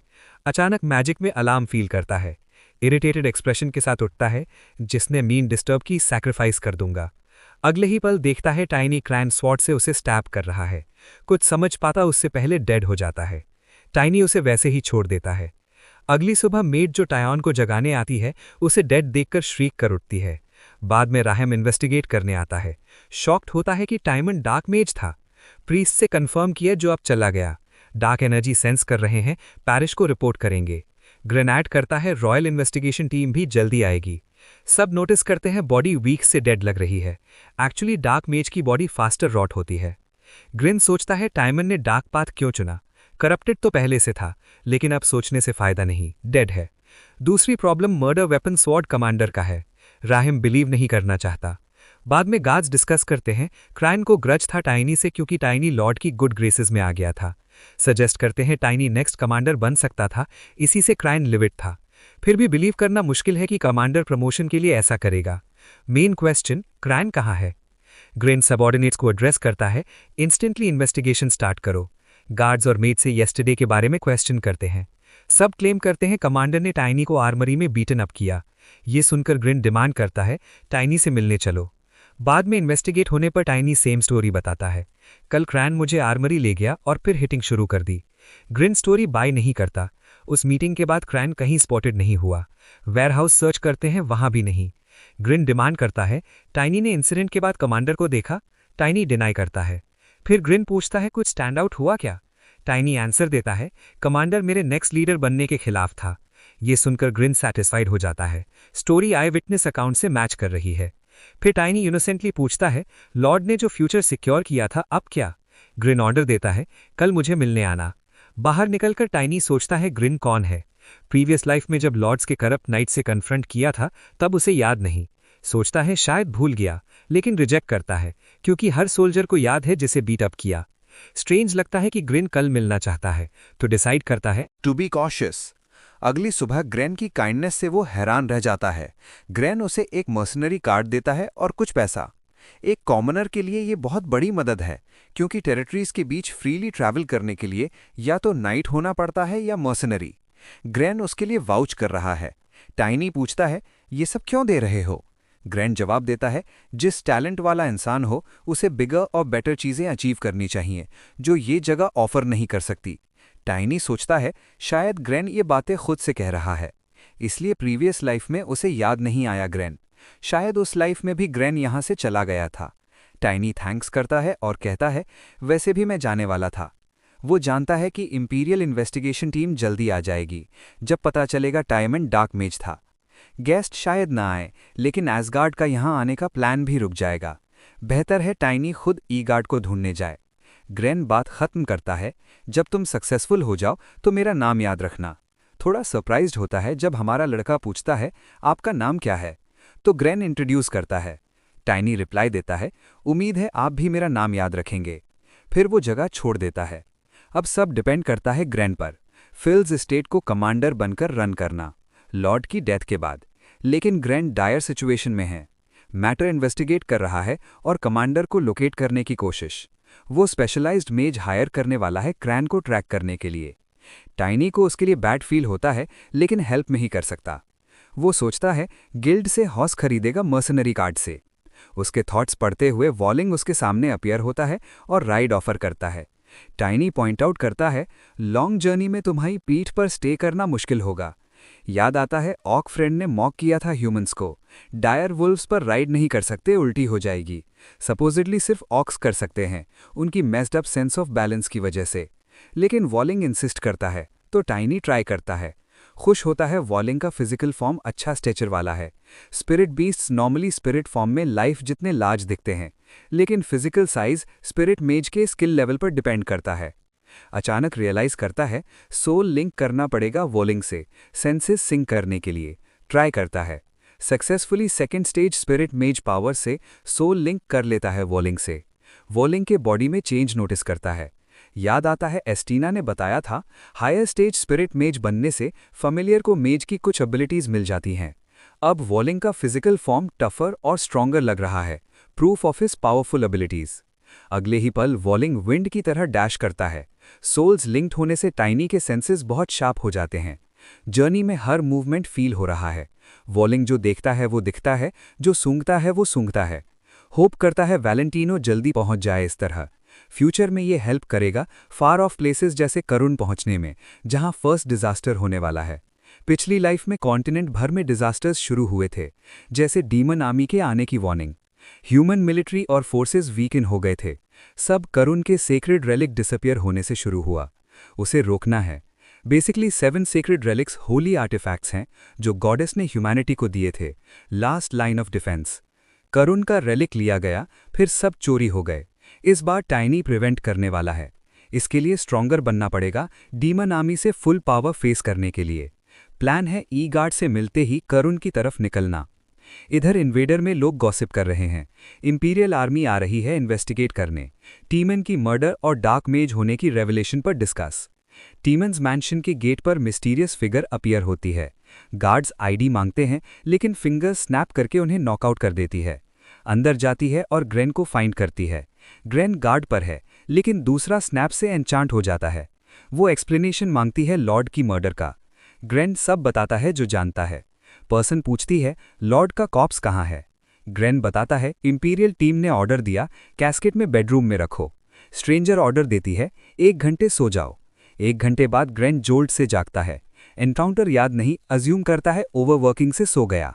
तभी पैनिक्ड गार्ड इन्फॉर्म करता है, टाइमन्स कॉप्स डिसअपियर हो गया।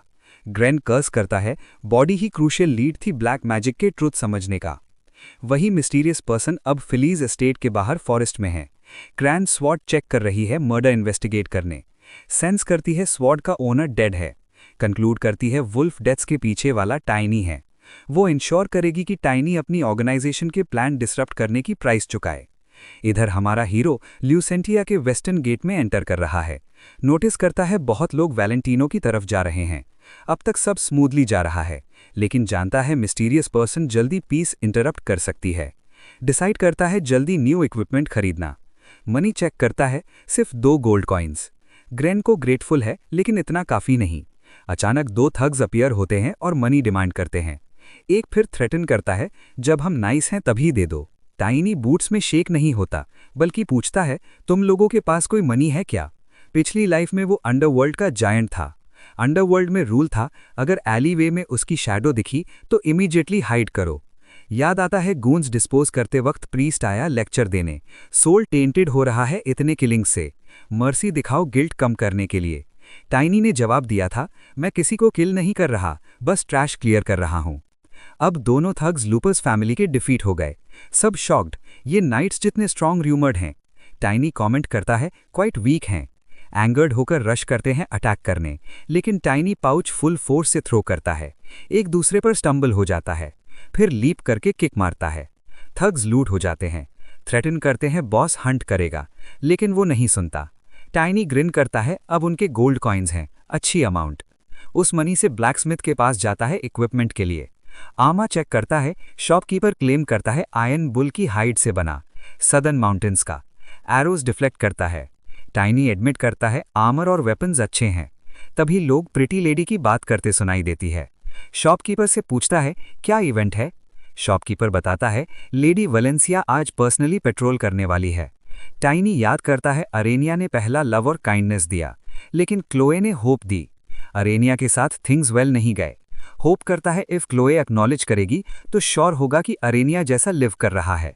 पिछली लाइफ में क्लोए के पास पहुंचते वक्त इतना मैसिव फिजिकली हो चुका था कि रिकग्नाइज नहीं किया, लेकिन इस बार ज्यादा टाइम नहीं बीता। वो अभी भी रिमेंबर हिम, तो वो जल्दी से आगे बढ़ता है ई गार्ड से ऑडियंस पाने के मौके के लिए। इधर क्लोए को Edmund Von Lucent, count Lucent का एल्डेस्ट सन, टूर दे रहा है। वो ब्रैग करता है कि ये शहर सेंट्रल रीजन का सबसे बड़ा शहरों में से एक है। शहर के स्पेशल स्पॉट्स का टूर देता है, हर जगह की लॉन्ग डिटेल्स के साथ ड्रैग करता हुआ। अचानक वो कमर्शियल डिस्ट्रिक्ट्स की बजाय स्लम्स विजिट करने को कहती है। एडमंड उसके रिक्वेस्ट से टेकन अबैक हो जाता है। वो रिटॉर्ट करती है, वहां के लोग भी कंट्री के सिटीजन्स हैं। नर्वसली वो अग्री करता है और आगे बढ़ता है। अंदर से वो सोचती है, मेरी डिमांड्स पर सब इतनी रिएक्शन क्यों देते हैं? एडमंड को तो पता होना चाहिए अपनी पीपल की रिस्पॉन्सिबिलिटी, खासकर एयर के तौर पर रेज्ड है। उसके फादर ने हमेशा सिखाया कि वर्किंग क्लास को प्रॉस्पर करने में मदद करो, किंगडम फ्लरिश करेगा। वो वंडर करती है, क्या फादर ने उसे कुछ अनयूजुअल सिखाया कंपेयर टू अदर नोबल्स? वो पीपल्स परसेप्शन चेंज करना चाहती है, लेकिन जानती है एंगेज्ड होने के बाद फ्रीडम बहुत कम रहेगी। टेम्पल में डेडिकेट करने का सोचती है। वहां के लोग चाहते हैं वो ज्वाइन करे, लेकिन फादर सैड हो जाएगा। वो नहीं चाहता कि वो रेस्ट ऑफ लाइफ अलोन रहे। तभी वो टाइनी को स्पॉट करती है।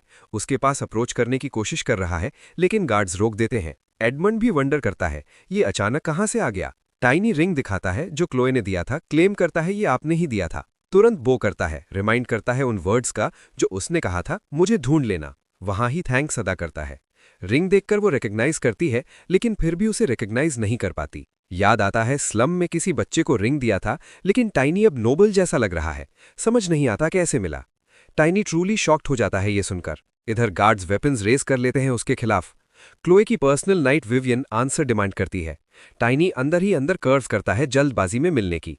रिगार्डलेस इंसिस्ट करता है, मैं वही बच्चा हूं जिसे आपने रिंग दिया था। वो टेकन अबैक हो जाती है। टाइनी एक्सपेक्ट करता था इतना, क्योंकि लास्ट टाइम से काफी स्ट्रॉन्गर हो चुका है। प्रूव करने के लिए ब्लैक हेयर की तरफ पॉइंट करता है, पूरे डची में सिर्फ मेरे बाल ब्लैक हैं। क्लोए रीजनिंग एक्सेप्ट करती है, लेकिन समझ नहीं आता इतना चेंज कैसे हुआ। वो स्मॉल फ्रिजाइल बच्चा था जो मुश्किल से बोलता था। एक्चुअली वुल्फ ने उसे ऐसा दिखाया था, कन्विंसिंग बेगर लगे। जब क्लोए पॉइंट आउट करती है कि वो कितना स्मॉल था, टाइनी रिमेंबर करता है उसे स्मॉल और क्यूट चीजों का सॉफ्ट स्पॉट है। हार्ट जीतने के लिए वॉलिंग को स्मॉल क्यूट फिजिकल फॉर्म में समन करता है। वो इमीडिएटली वन ओवर हो जाती है, कितना अडोरेबल है। विवियन वॉर्न करती है, ये स्ट्रेंजर का स्पिरिट है। क्लोए रीजन देती है, सिर्फ प्योर हार्ट्स वाले चिल्ड्रन स्पिरिट्स कॉन्ट्रैक्ट कर सकते हैं। विवियन अग्री करती है, लेकिन कॉशियस रहती है क्योंकि वो वेपन कैरी कर रहा है और स्पिरिट कॉन्ट्रैक्टर भी है। क्लोए फेमिलियर का नेम पूछती है। वो एक्सप्लेन करता है, वॉलिंग नाम रखा, ईस्टर्न लैंग्वेज में मून लाइट वुल्फ मतलब। नाइट शॉक्ड, ईस्टर्न टंग जानता है। क्लोए बेम की कॉम्प्लीमेंट करती है, एक्सपेक्ट नहीं किया था सिर्फ 2 महीने में इतना चेंज। बेरली 10 ईयर्स का लगता है, लेकिन नाम का मतलब स्मॉल था।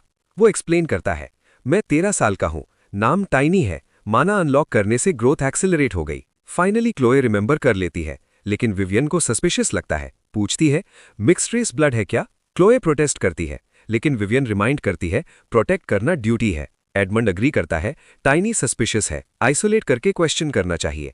इग्नोर करके टाइनी डिक्लेयर करता है, दूसरे कोई बिलीव करे या न करे केयर नहीं, बस क्लोए को रिमाइंड करता है प्रॉमिस का, मुझे ढूंढने पर हेल्प करोगी। वो प्रॉमिस रिमेंबर करती है और पूछती है, क्या चाहते हो? वो आंसर देता है, ई गार्ड से मिलना है। अब सब गार्ड्स और विवियन उसके गले पर है, बोल्ड डिमांड के लिए काम रहते हुए। टाइनी रीजन करता है, क्या सच में सोचते हो मैं एसगार्ड जैसे को हार्म कर सकता हूं? एसगार्ड लेजेंडरी सोर्ड मास्टर है, कॉन्टिनेंट के 7 स्ट्रॉन्गेस्ट नाइट्स में से एक, डिस्ट्रक्टिव पावर और ऑरा यूज करता है। क्लोए स्माइल के साथ आंसर देती है, फादर एम्बैरेस्ड हो जाएंगे सोर्ड मास्टर कहलाने से, क्योंकि रिसेंटली ही कॉन्टिनेंट के स्ट्रॉन्गेस्ट नाइट्स में से एक रिकग्नाइज हुए हैं। टाइनी स्वेट ब्रेक हो जाता है, रियलाइज करता है इस टाइमलाइन में एसगार्ड अभी सोर्ड मास्टर नहीं बना। वो कॉमेंट ब्रश ऑफ करती है, टाइटल सूट करेगा एसगार्ड को। गार्ड्स को पॉजिटिव लगता है लीडर कितना फेमस है। टाइनी रिमार्क का पॉजिटिव इफेक्ट नोटिस करता है। फाइनली रिवील करता है, फाइल्स के इंसिडेंट के बारे में बताना है एसगार्ड को, क्योंकि वो इन्वॉल्व लोगों में से एक है। बाद में क्लोए और विवियन डिस्कस कर रही हैं, टाइनी ने विवियन को फाइल्स इंसिडेंट के बारे में क्या बताया। क्लोए सस्पेक्ट करती है गार्ड कुछ हाइड कर रही है। विवियन अश्योर करती है, एग्जैक्टली वैसा बताया जैसा टाइनी ने कहा। टाइम एंड डार्क मेज था, कोई मास्टरमाइंड पीछे था। क्लोए अग्री करती है, टेस्टिमनी रियल मास्टरमाइंड तक ले जा सकती है, लेकिन एक्सक्यूज भी लगता है, होम जाने का बहाना। फादर से मिलना चाहता है। विवियन पॉइंट आउट करती है, वुलिंग डेंजरस हो सकता है, खासकर इतना क्लोज अलाउ कर रही हो। क्लोए कंसर्न ब्रश ऑफ करती है, क्यूट और स्मॉल है, हर्ट नहीं कर सकता। विवियन भी अडोरेबल फाइंड करती है, लेकिन विजिलेंट रहने का डिसाइड करती है। फिर क्लोए टाइनी के वेयर अबाउट्स पूछती है। विवियन आंसर देती है, एडमिंड ले गया, कुछ बिजनेस क्लेम किया। क्लोए वंडर करती है, एडमिंड का टाइनी से क्या बिजनेस? अचानक वॉलिंग उसकी गोद से डिसअपियर हो जाता है। इधर एडमंड टाइनी को ले जाता है डार्क मेज की इन्फॉर्मेशन के प्रीटेंस में, लेकिन लेक्चर देता है अपनी प्लीज जानो। टाइनी सेंटेंस शॉर्ट काटता है और पॉइंट पर आता है, डार्क मेज के बारे में बताओ। एडमंड रिवील करता है, डार्क मेज के बारे में कुछ नहीं पता, एक्सक्यूज था यहां लाने का, मैनर सिखाना चाहता हूं। स्लैप मारने वाला होता है प्लेस न जानने के लिए, लेकिन टाइनी हैंड ग्रैब कर लेता है। एडमंड एंग्री अपनी ओडासिटी पर, लेकिन वर्ड्स कट शॉर्ट हो जाते हैं। टाइनी इतना हार्ड स्क्वीज करता है, फ्री नहीं हो पाता।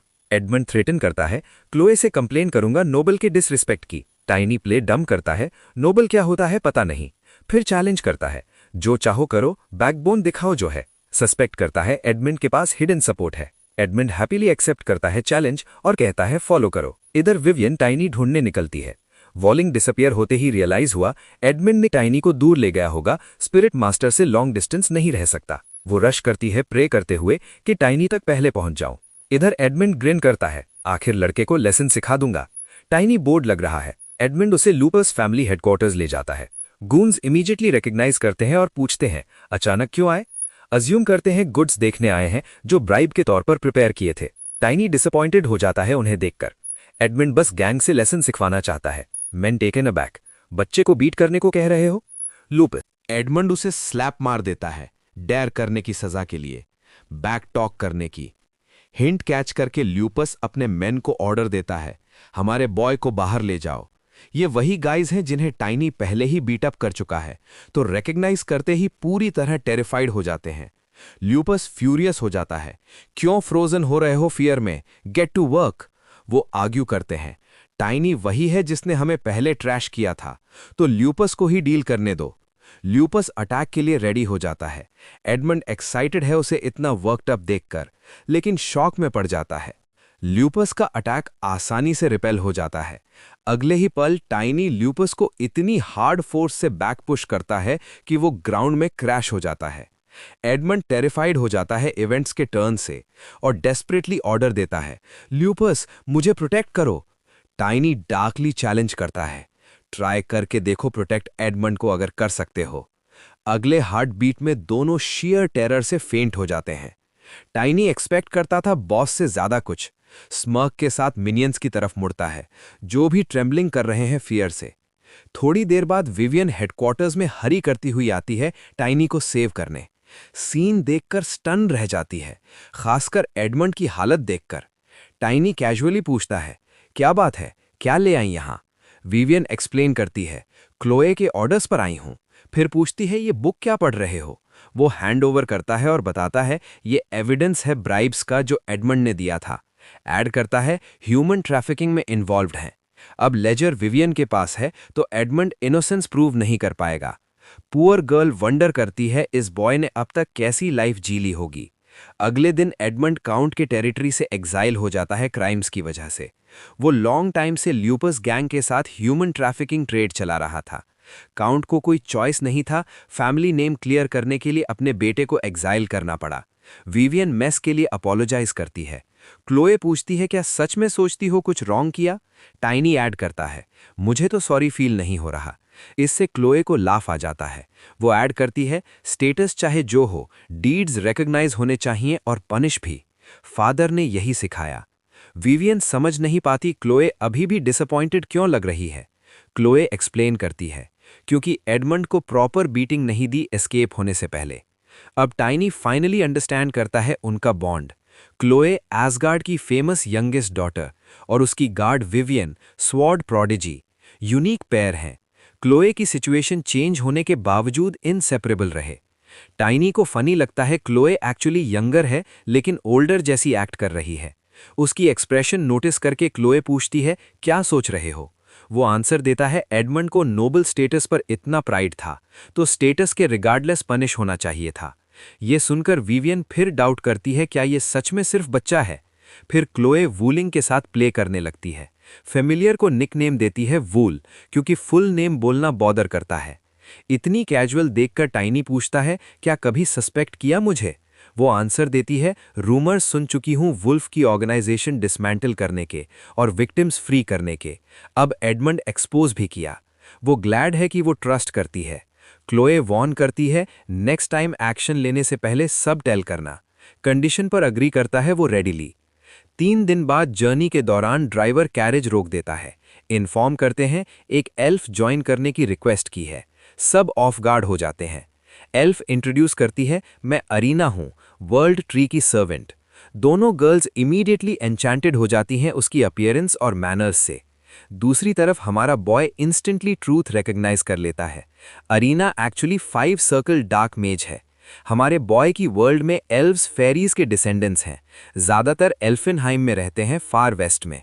सेंट्रल रीजन में एजरैन एम्पायर के आसपास एल्फ देखना इनक्रेडिबली रेयर है। ब्यूटी के अलावा पीस लविंग, काइंड हार्टेड लोग माने जाते हैं, इसलिए इतना कंफ्यूज्ड है एक एल्फ को 5 सर्कल डार्क मेज देखकर। अरीना क्लोए को एक्सप्लेन करती है, वैलेंटिनो टेरिटरी से गुजर रही हूं नॉर्थ में वेयर बीस्ट किंगडम की तरफ। पूछती है डेस्टिनेशन से अनईजी फील हो रहा है क्या? एम्पायर और वेयर बीस्ट किंगडम हमेशा ऑड्स में रहते हैं।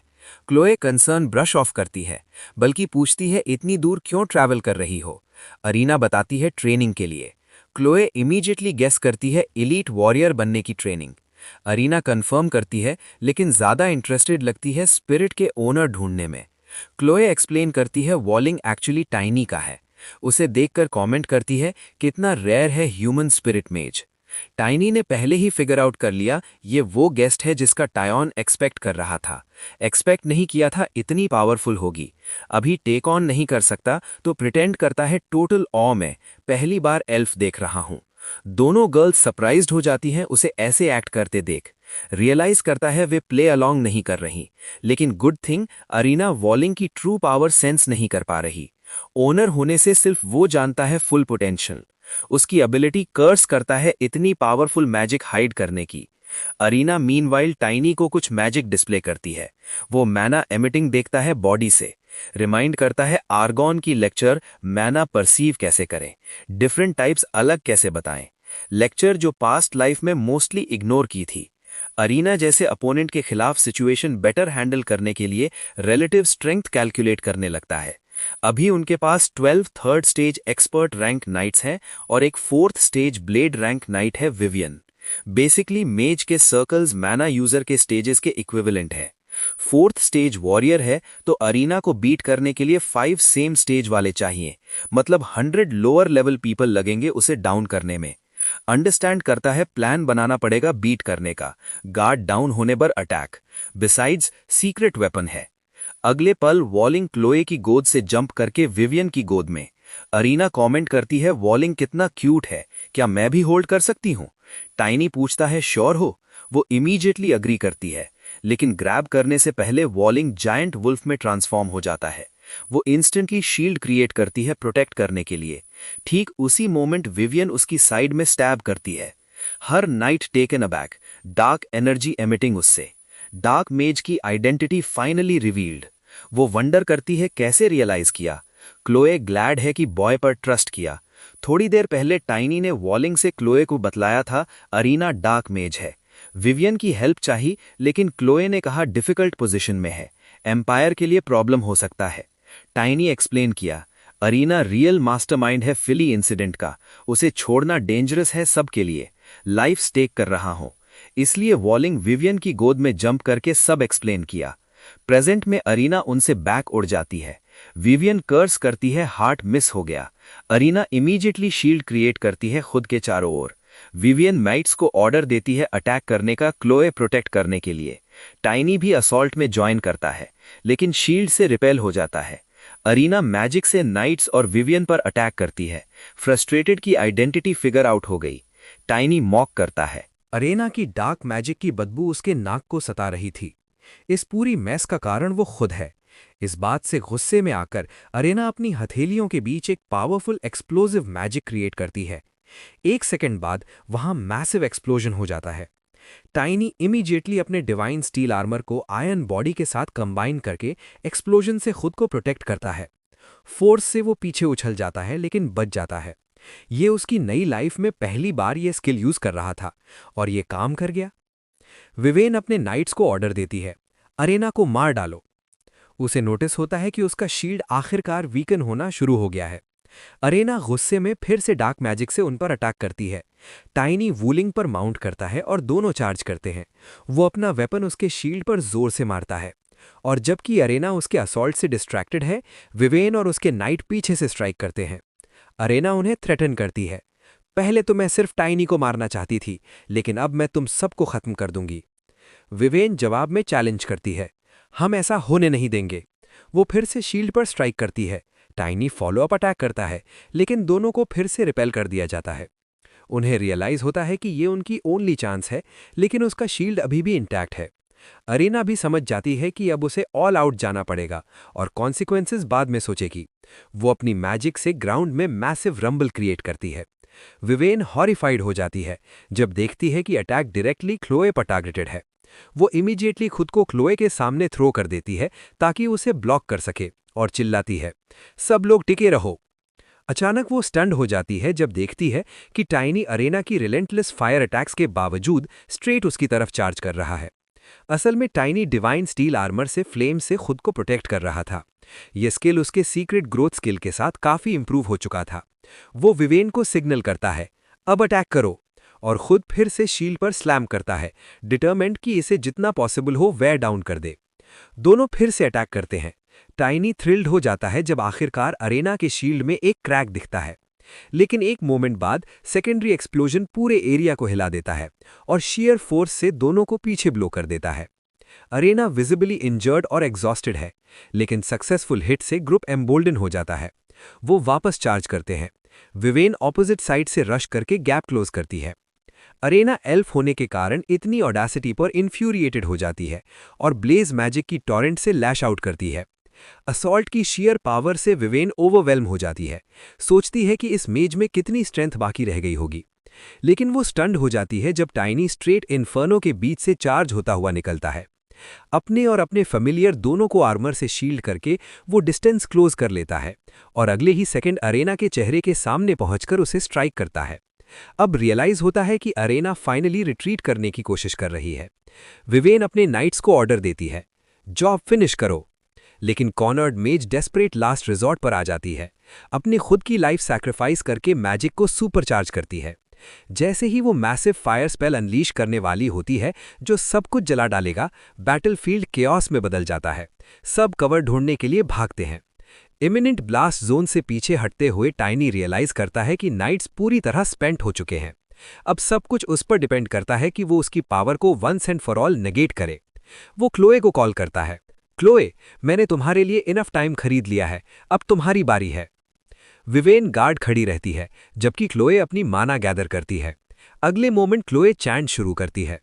क्लोए के पास होली पावर है जो नॉर्मली सालों की पेनेंस और डिवाइन ब्लेसिंग के बाद मिलती है। आमतौर पर किसी को प्रीस्ट बनने का राइट अर्न करना पड़ता है, बैप्टिज्म लेना पड़ता है, होली पावर का मास्टर करना पड़ता है, तब जाकर ईविल को वैंक्विश करने की एबिलिटी अवेकन होती है। लेकिन क्लोए उन रेयर फ्यू में से है जो बॉर्न विद दिस पावर होती है, नेचुरल क्लेरिक्स कहलाती है। नाइट्स के शॉक्ड रिएक्शंस देखकर टाइनी रियलाइज करता है कि इवन उन्हें नहीं पता था कि वो क्लेरिक है। वेलेंसिया फैमिली ने इसे हाइड किया होगा ताकि क्लोए मैरिज छोड़कर प्रीस्टहुड ना अपनानी पड़े। टाइनी देख सकता है कि उसकी पावर अभी फुल पोटेंशियल पर नहीं है, लेकिन डार्क मैजिक को रिपेल करने और अरेना को डिफीट करने के लिए इनफ है। एक मोमेंट बाद क्लोए का अटैक अरेना पर डेड ऑन लगता है। एल्फ बिलीव नहीं कर पाती कि उसे एक मियर ह्यूमन ने डिफीट कर दिया। टाइनी आगे बढ़ता है उसे फिनिश ऑफ करने के लिए क्योंकि बाकी सब एग्जॉस्टेड हैं, लेकिन क्लोए उसे रोकती है। वो एक्सप्लेन करती है, हमें उसे अलाइव रखना है इंटेरोगेशन के लिए। वो पॉइंट आउट करती है कि क्लेरिक होने के बावजूद उसने अरेना की डार्क एनर्जी डिटेक्ट नहीं की थी और वो जानना चाहती है कि ये कैसे पॉसिबल है। टाइनी अपोलोजाइज करता है कि वो जंप करके फिनिश ऑफ करने वाला था। क्लोए सोचती है कि क्वेश्चनिंग के लिए अरेना को हील कर दे, लेकिन क्विकली रियलाइज करती है कि टू लेट है, डार्क मेज ऑलरेडी डेड है। नाइट्स जेन्युइनली इंप्रेस्ड हो जाते हैं जब पता चलता है कि उनकी लेडी क्लेरिक है। क्लोए टाइनी की तरफ मुड़ती है और नोट करती है, तुम सरप्राइज नहीं लग रहे, मतलब तुम पहले से फिगर आउट कर चुके थे। टाइनी एडमिट करता है, हाँ मुझे पता था। क्लोए टेकन अबैक हो जाती है क्योंकि ये सीक्रेट सिर्फ उसके फैमिली को पता होना चाहिए। टाइनी एक्सप्लेन करता है, अभी मैं तुम्हें नहीं बता सकता कि मुझे कैसे पता, लेकिन वन डे मैं सब कुछ बता दूंगा। उसकी सरप्राइज होती है जब वो सिंपली एक्सेप्ट कर लेती है। टाइनी आगे एक्सप्लेन करता है कि अरेना उसके पीछे पड़ी थी कुछ इंसिडेंट्स की वजह से जो उनसे मिलने से पहले हुए थे। क्लोए गैस करती है वो इंसिडेंट्स एडमंड वाले जैसी ही होंगी। टाइनी कंफर्म करता है। वो एडमिट करता है कि वो वरिड है कि क्लोए उसकी वजह से डेंजर में पड़ सकती है, लेकिन क्लोए उसकी कंसर्न्स को ब्रश असाइड करती है। वो कहती है, नोबल होने के नाते डीमंस के फॉलोअर्स को एलिमिनेट करना मेरा ड्यूटी है। अगर मैं मर भी जाऊं तो मतलब मैं टू वीक थी, तुम खुद को ब्लेम मत करना। टाइनी उसकी लॉजिक एक्सेप्ट कर लेता है। उसके वरिड एक्सप्रेशन को देखकर क्लोए गैस करती है कि वो एंग्शियस है कि वो कैसे रिएक्ट करेगी। वो उसके फेस को क्यूट मानती है और डिक्लेयर करती है, आखिरकार तुम अपनी एज जैसा बिहेव कर रहे हो। विवेन चाइम इन करती है और उसे रिलेंटलेसली टीज करती है कि कितना अडोरेबल है। जब वो जोक कर रहे होते हैं, क्लोए मेंशन करती है कि इंसिडेंट को उसके फादर को रिपोर्ट करना पड़ेगा। वो डिसाइड करती है कि नियरेस्ट सिटी पहुंचकर फॉर्मल रिपोर्ट भेजेगी। जब वो टाउन के फ्रंट गेट्स पर पहुंचते हैं तो कुछ टोटली अनएक्सपेक्टेड मिलता है। टाइनी पहले से जानता था कि आसगार्ड अपनी डॉटर की बहुत केयर करता है, लेकिन वो वे ओवरबोर्ड चला गया, ब्लू विंग नाइट्स को ग्रीट करने भेज दिया। क्लोए स्पेक्टिकल से विजिबली एम्बैरेस्ड हो जाती है। Blue wing knights Valencia force की एलीट्स हैं, हर एक एक्सपर्ट रैंक से ऊपर है। वाइस कैप्टन गैरन अपनी 100 मैन के साथ क्लोए को बाव करता है। क्लोए पोलाइटली थैंक्स करती है, लेकिन जब गैरन मेंशन करता है कि उसके फादर कितने वरिड थे, तो वो अनॉयंस एक्सप्रेस करती है कि इतने सारे नाइट्स सिर्फ उसकी सेफ्टी के लिए क्यों भेजे। गैरन रिमाइंड करता है, आपके फादर को वरी होने का पूरा राइट है, खासकर जब आपको डार्क मेज ने अटैक किया। वो ऐड करता है, लॉर्ड इमरजेंसी में बिजी थे इसलिए पर्सनली नहीं आ सके। जब क्लोए पूछती है कि क्या हुआ, तो गैरन एक्सप्लेन करता है कि 1.5 महीने पहले फैमिली हेयरलूम टेम्पेस्ट गायब हो गया। जब क्लोए डिस्कस करती है कि उसके फादर हमेशा इसे अपने पास रखते थे, टाइनी रियलाइज करता है कि टेम्पेस्ट एक्चुअली क्या है। वो सटली क्लोए से पूछता है, क्या हेयरलूम कोई आर्टिफैक्ट है? क्लोए पूरी तरह श्योर नहीं है, क्योंकि टेम्पेस्ट के सीक्रेट सिर्फ फैमिली हेड को पास डाउन होते हैं। वो बस अज्यूम करती है कि ये पावरफुल आर्टिफैक्ट है, लेकिन टाइनी फाइनली फिगर आउट कर चुका है।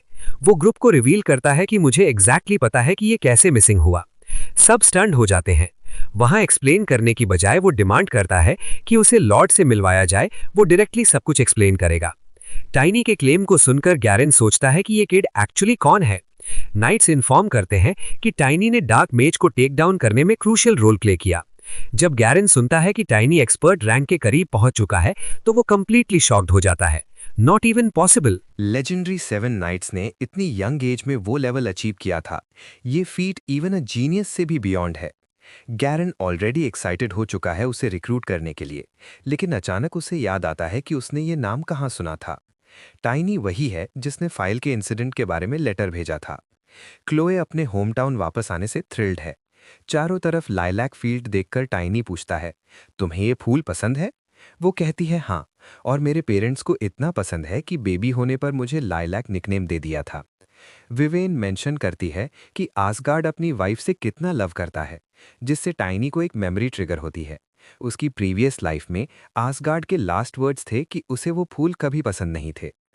टाइनी अब रियलाइज करता है कि उस समय आसगार्ड को उसकी ट्रू आइडेंटिटी पता नहीं थी, इसलिए लॉर्ड ने उसे इस लाइफ में जल्दी ढूंढने को कहा था ताकि उसे स्ट्रॉन्गर बना सके।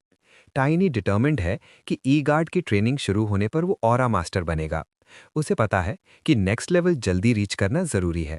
अगर ऑरा यूज नहीं कर पाया तो डीमन आर्मी के हायर रैंकिंग मेंबर्स को स्क्रैच भी नहीं कर पाएगा।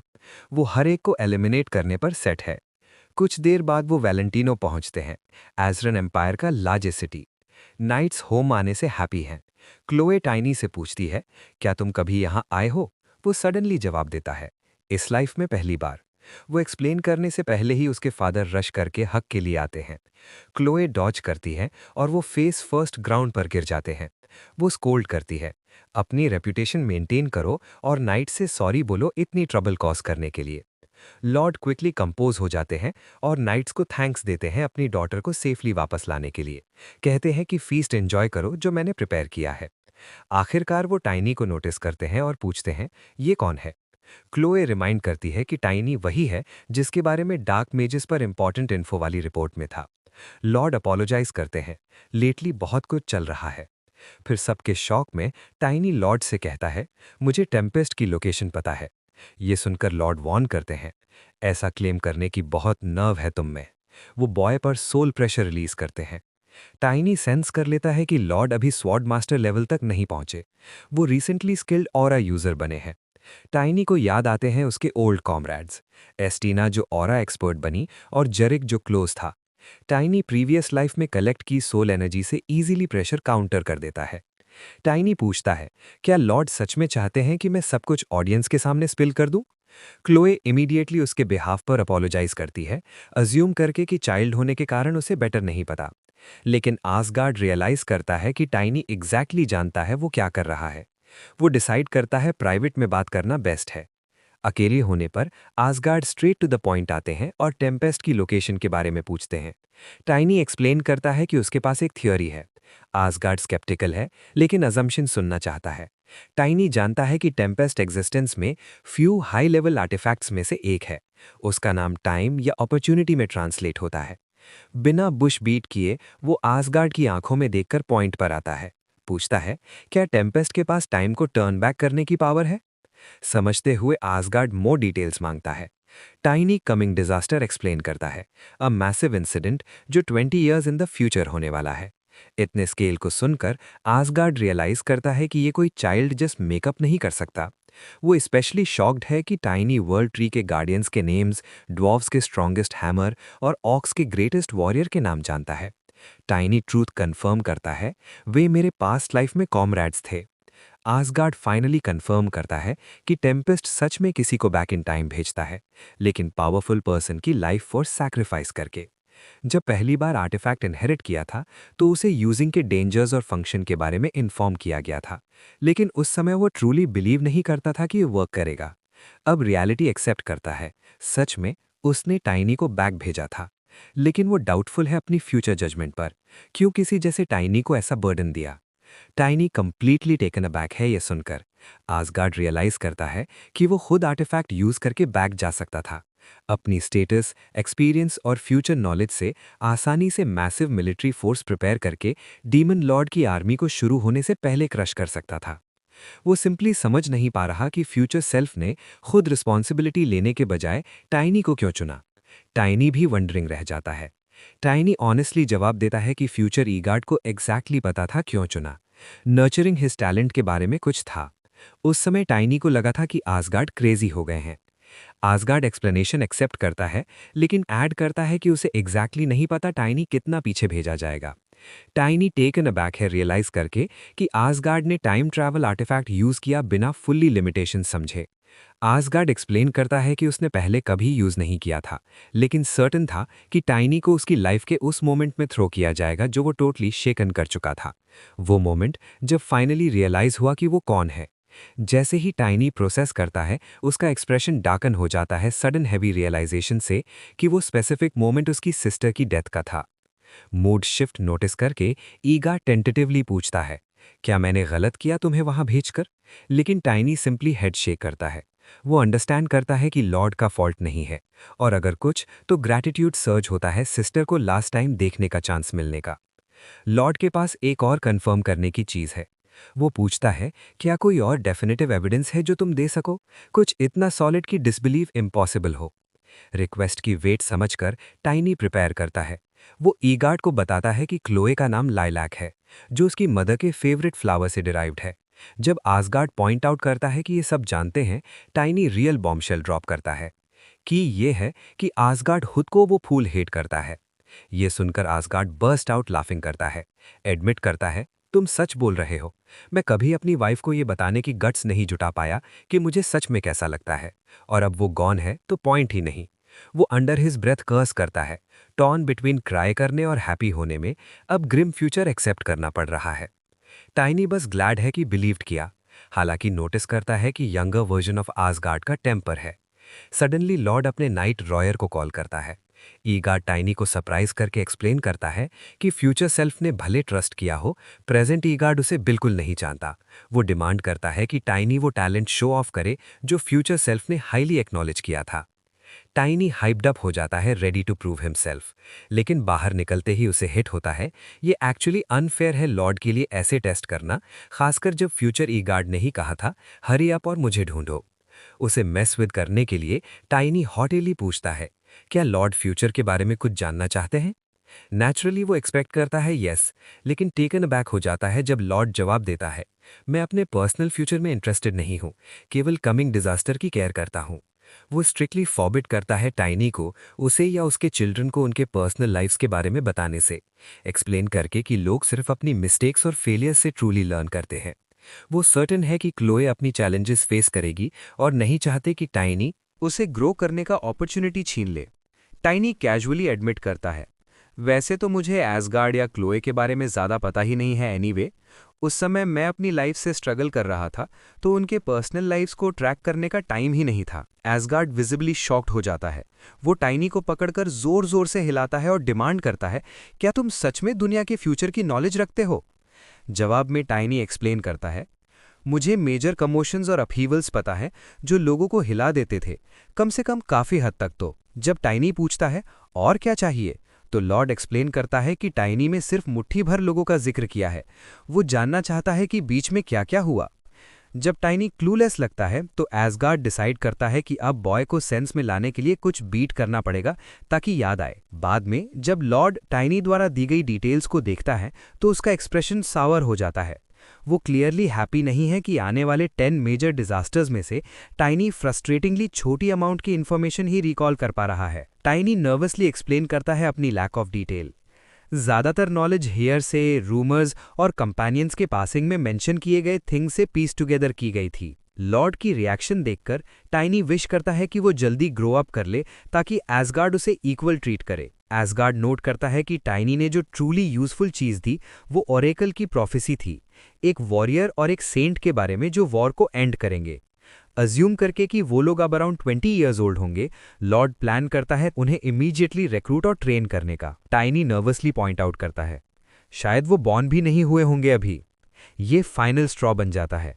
एसगार्ड टोटली फ्रस्ट्रेटेड हो जाता है और कहता है, तुम कंप्लीटली यूजलेस हो। जब बटलर मेंशन करता है कि रॉयर को समन कर लिया है, तो एसगार्ड माइंड चेंज करता है और कहता है, रॉयर की बजाय ड्रेक्सलर को लाओ, मुझे ड्रेक्सलर से टाइनी को रियल लेसन दिलवाना है। इसके रिजल्ट में हमारा बॉय अब ब्लू विंग नाइट्स के वाइस कैप्टन ड्रेक्सलर अनान के सामने खड़ा है, एक formidable 5th stage warrior. Drexler उसे ग्रीट करता है, लेकिन विजिबली कंफ्यूज्ड है जब लॉर्ड उसे टाइनी के स्किल्स टेस्ट करने को कहता है। वो माइनर एग्जिस्टेंशियल क्राइसिस में स्पाइरल करने लगता है, सोचता है कि क्या उसे डिमोट किया जा रहा है। उसके डार्क थॉट्स एसगार्ड की वॉइस से इंटरप्ट होते हैं। स्पार के दौरान टाइनी को कीनली ऑब्जर्व करना। अब बॉय के सामने खड़े होकर ड्रेक्सलर फिगर आउट करने की कोशिश करता है कि ये कौन है। जैसे ही वो टाइनी के माना को ऑब्जर्व करता है, स्टन हो जाता है। टाइनी ऑलरेडी 2nd स्टेज पर है और नियरली एक्सपर्ट रैंक के करीब, despite looking know older than 10 years old. इस बीच टाइनी डिस्ट्रैक्टेड है।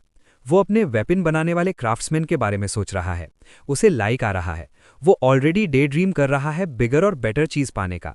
तभी एसगार्ड स्नैप करता है, सिचुएशन को सीरियसली लो। वो वॉर्न करता है कि अगर फोकस नहीं किया तो लॉर्ड सारे प्रॉमिसेस भूल जाएगा। फिर एसगार्ड ड्रेक्सलर को कहता है, होल्ड बैक मत करना, बस इतना ध्यान रखना कि किड को एक्चुअली किल न कर देना। वो टाइनी की तरफ मुड़कर पोजीशन क्लियर करता है, मैं वो फ्यूचर सेल्फ नहीं हूं जिसने प्रॉमिसेस किए थे। करंट एसगार्ड को रियल पोटेंशियल दिखाना पड़ेगा, तभी हेल्प कमिट करूंगा। टाइनी पूछता है, क्या मुझे ड्रेक्सलर को एक्चुअली बीट करना पड़ेगा विन करने के लिए? लॉर्ड कंडीशन एक्सप्लेन करता है, टाइनी को सिर्फ एक सिंगल इंजरी लैंड करानी है नाइट पर, बस विक्ट्री क्लेम कर लेगा। हमारा गायक कॉन्फिडेंट ग्रिन के साथ चैलेंज एक्सेप्ट करता है। टाइनी वेपन के साथ रेडी है। साइडलाइन से देखते हुए एसगार्ड नोटिस करता है कि टाइनी माना को कैसे हैंडल कर रहा है, यूनिक तरीके से। वो रियलाइज करता है कि ये मेथड सीक्रेट ग्रोथ टेक्निक से क्रिएट किया गया है, marking him as a true genius. फिर भी एसगार्ड रैप नहीं कर पा रहा कि फ्यूचर सेल्फ ने टाइनी को क्यों चुना। अपनी फ्यूचर नॉलेज से वो सर्टेन है कि ऑरा मास्टर बन सकता था। वो अज्यूम करता है कि फ्यूचर सेल्फ ने टाइनी में कुछ स्पेशल देखा होगा और वो डिटर्मिन्ड है पता लगाने का। वो सिग्नल देता है फाइट शुरू करने का, एवरीथिंग दे हैव के साथ। टाइनी इमीडिएटली वैलिंग को समन करता है और जब नाइट मूव नहीं करता तो वो खुद इनिशिएटिव सीज करता है। ड्रेक्सलर इंस्टेंटली वैलिंग को स्पिरिट रिकॉग्नाइज कर लेता है, लेकिन कॉन्फिडेंट रहता है कि ऐसा समन उसे डिफीट करने के लिए इनफ नहीं होगा। ये अश्योरेंस क्विकली वेवर हो जाता है जब वो स्टार्टल्ड हो जाता है टाइनी के फर्स्ट काउंटर अटैक को एफर्टलेसली डॉज करने से। टाइनी इंस्टेंटली स्ट्राइक बैक करता है, लेकिन देखता है कि वेपन से इवन सिंगल स्क्रैच नहीं लग रहा, तो वंडर करने लगता है कि क्या ड्रेक्सलर उन रेयर फॉर्मिडेबल फाइटर्स में से है जो ऑफेंस और डिफेंस दोनों में एक्सपर्ट है। बॉय के मूवमेंट्स को इंक्रीजिंगली इंटरेस्टिंग पाकर ड्रेक्सलर होल्ड बैक करना बंद करता है और हैवी अटैक लॉन्च करता है। फिर भी टाइनी डॉज कर लेता है। रियलाइज करता है कि ब्रेक थ्रू के लिए मोर मोमेंटम चाहिए, तो टाइनी स्पीड को एब्सोल्यूट लिमिट तक पुश कर देता है, जिससे ड्रेक्सलर शेयर वेलोसिटी से टेकन अबैक हो जाता है। काउंटर करने के लिए ब्रूट वेपन को टाइटली ग्रिप करता है और ग्राउंड पर स्लैम करता है, अर्थ शैटर कर देता है ताकि टाइनी का फुटिंग रुइन हो जाए और स्लो डाउन करने पर मजबूर हो। शॉकवेव से बचने के लिए टाइनी एयर में लीप करता है, लेकिन ड्रेक्सलर का हैमर ऑलरेडी स्विंग हो रहा होता है उसकी तरफ, forcing a desperate narrow dodge. वो नोटिस करता है कि हैमर लॉन्ग स्वॉर्ड से मच लार्जर है, फिर भी ड्रेक्सलर इसे नथिंग की तरह वील्ड कर रहा है। टाइनी रियलाइज करता है कि ड्रेक्सलर यूजुअली शील्ड के साथ फाइट करता है, मतलब स्टाइल हेविली डिफेंस पर डिपेंडेंट है। वो टैक्टिक्स स्विच करने डिसाइड करता है। जब ड्रेक्सलर हैमर फिर से स्विंग करता है, Tiny high into the air leap करता है। ड्रेक्सलर बेलो करता है वार्निंग देते हुए, कोने वाले जानवर की तरह स्करिंग बंद करो। साइडलाइन से एसगार्ड ऑब्जर्व करता है कि टाइनी बैटल के रिदम को रीड करने लगा है। हर हैवी स्विंग से न्यू फाउंड ईस्ट से स्लिप पास कर रहा है। एफर्टलेस इवेजन देखकर एसगार्ड एक्नॉलेज करने लगता है कि वन ऑफ द 10 नाइट्स होने का क्लेम मियर एरोगेंस नहीं हो सकता। फिर भी रिमार्केबल टैलेंट एडमिट करने के बावजूद वो फार फ्रॉम सैटिस्फाइड है। पेशेंस फाइनली स्नैप हो जाता है और एसगार्ड शाउट करता है, ड्रेक्सलर इतनी एम्बैरेसमेंट मत लाओ। फ्रस्ट्रेशन और रिब्यूक से स्टंग होकर Drexler every ounce of strength से लंच फॉरवर्ड करता है। एसगार्ड पर अलार्म की वेव आती है जब रियलाइज होता है कि नाइट सोल वेपन की डिवास्टेटिंग पावर कॉल कर रहा है। इमीडिएट इंटरवीन करने की नीड समझते हुए भी कमांड टू लेट आता है। सेफ्टी ढूंढने की बजाय टाइनी ऑनकमिंग स्टॉर्म के पाथ में डायरेक्टली चार्ज करता है। एसगार्ड क्वेश्चन करता है कि क्या बॉय ने माइंड लूज कर दिया है। एयर इटसेल्फ फ्रैक्चर लगता है। इंपैक्ट पॉइंट पर मैसिव एक्सप्लोजन इरप्ट होता है। दोनों कंबैटेंट्स को ब्लाइंडिंग फ्लैश ऑफ लाइट और फोर्स में स्वॉलो कर लेता है। इस ह्यूज ब्लास्ट से टाइनी ग्राउंड पर गिर जाता है। वो बैडली इंजर्ड पड़ा है इंपैक्ट से। ये साइट एसगार्ड में इमीडिएट एंगर ट्रिगर करती है। वो फ्रस्ट्रेशन ड्रेक्सलर की तरफ टर्न करता है, हालांकि ड्रेक्सलर एक्सप्लेन करने की कोशिश करता है कि इंजरी अनइंटेंशनल थी, लॉर्ड एक्सक्यूजेस के मूड में नहीं है। वो टाइनी के पास रश करता है, स्कोल्ड करता है, इतना रेकलेस क्यों हुआ, गोल सिर्फ एबिलिटीज टेस्ट करना था, किल नहीं। ब्रोकन स्टेट में भी टाइनी ग्रिन फ्लैश करता है और इंसिस्ट करता है, आउटकम मेरी विक्ट्री काउंट होता है। जब लॉर्ड ड्रेक्सलर की तरफ देखता है तो क्लैश की रियलिटी कॉज एंड इफेक्ट से क्लियर हो जाती है। ड्रेक्सलर ने सोल वेपन अनलीश किया तो टाइनी ने सिर्फ हिट नहीं लिया, काउंटर ऑफेंसिव लॉन्च किया। ड्रेक्सलर की फोर्स से क्रैश डाउन होते हुए भी टाइनी ने साइमल्टेनियसली ड्रेक्सलर के फेस पर स्ट्राइक लैंड कर दिया। एसगार्ड पॉइंट आउट करता है, तुम नियरली डाइड एक हॉलो विन के लिए, लेकिन टाइनी स्टबर्न रहता है। वो एक्सप्लेन करता है, मेरी पूरी लाइफ डेस्परेट स्ट्रगल्स की सीरीज रही है और बिना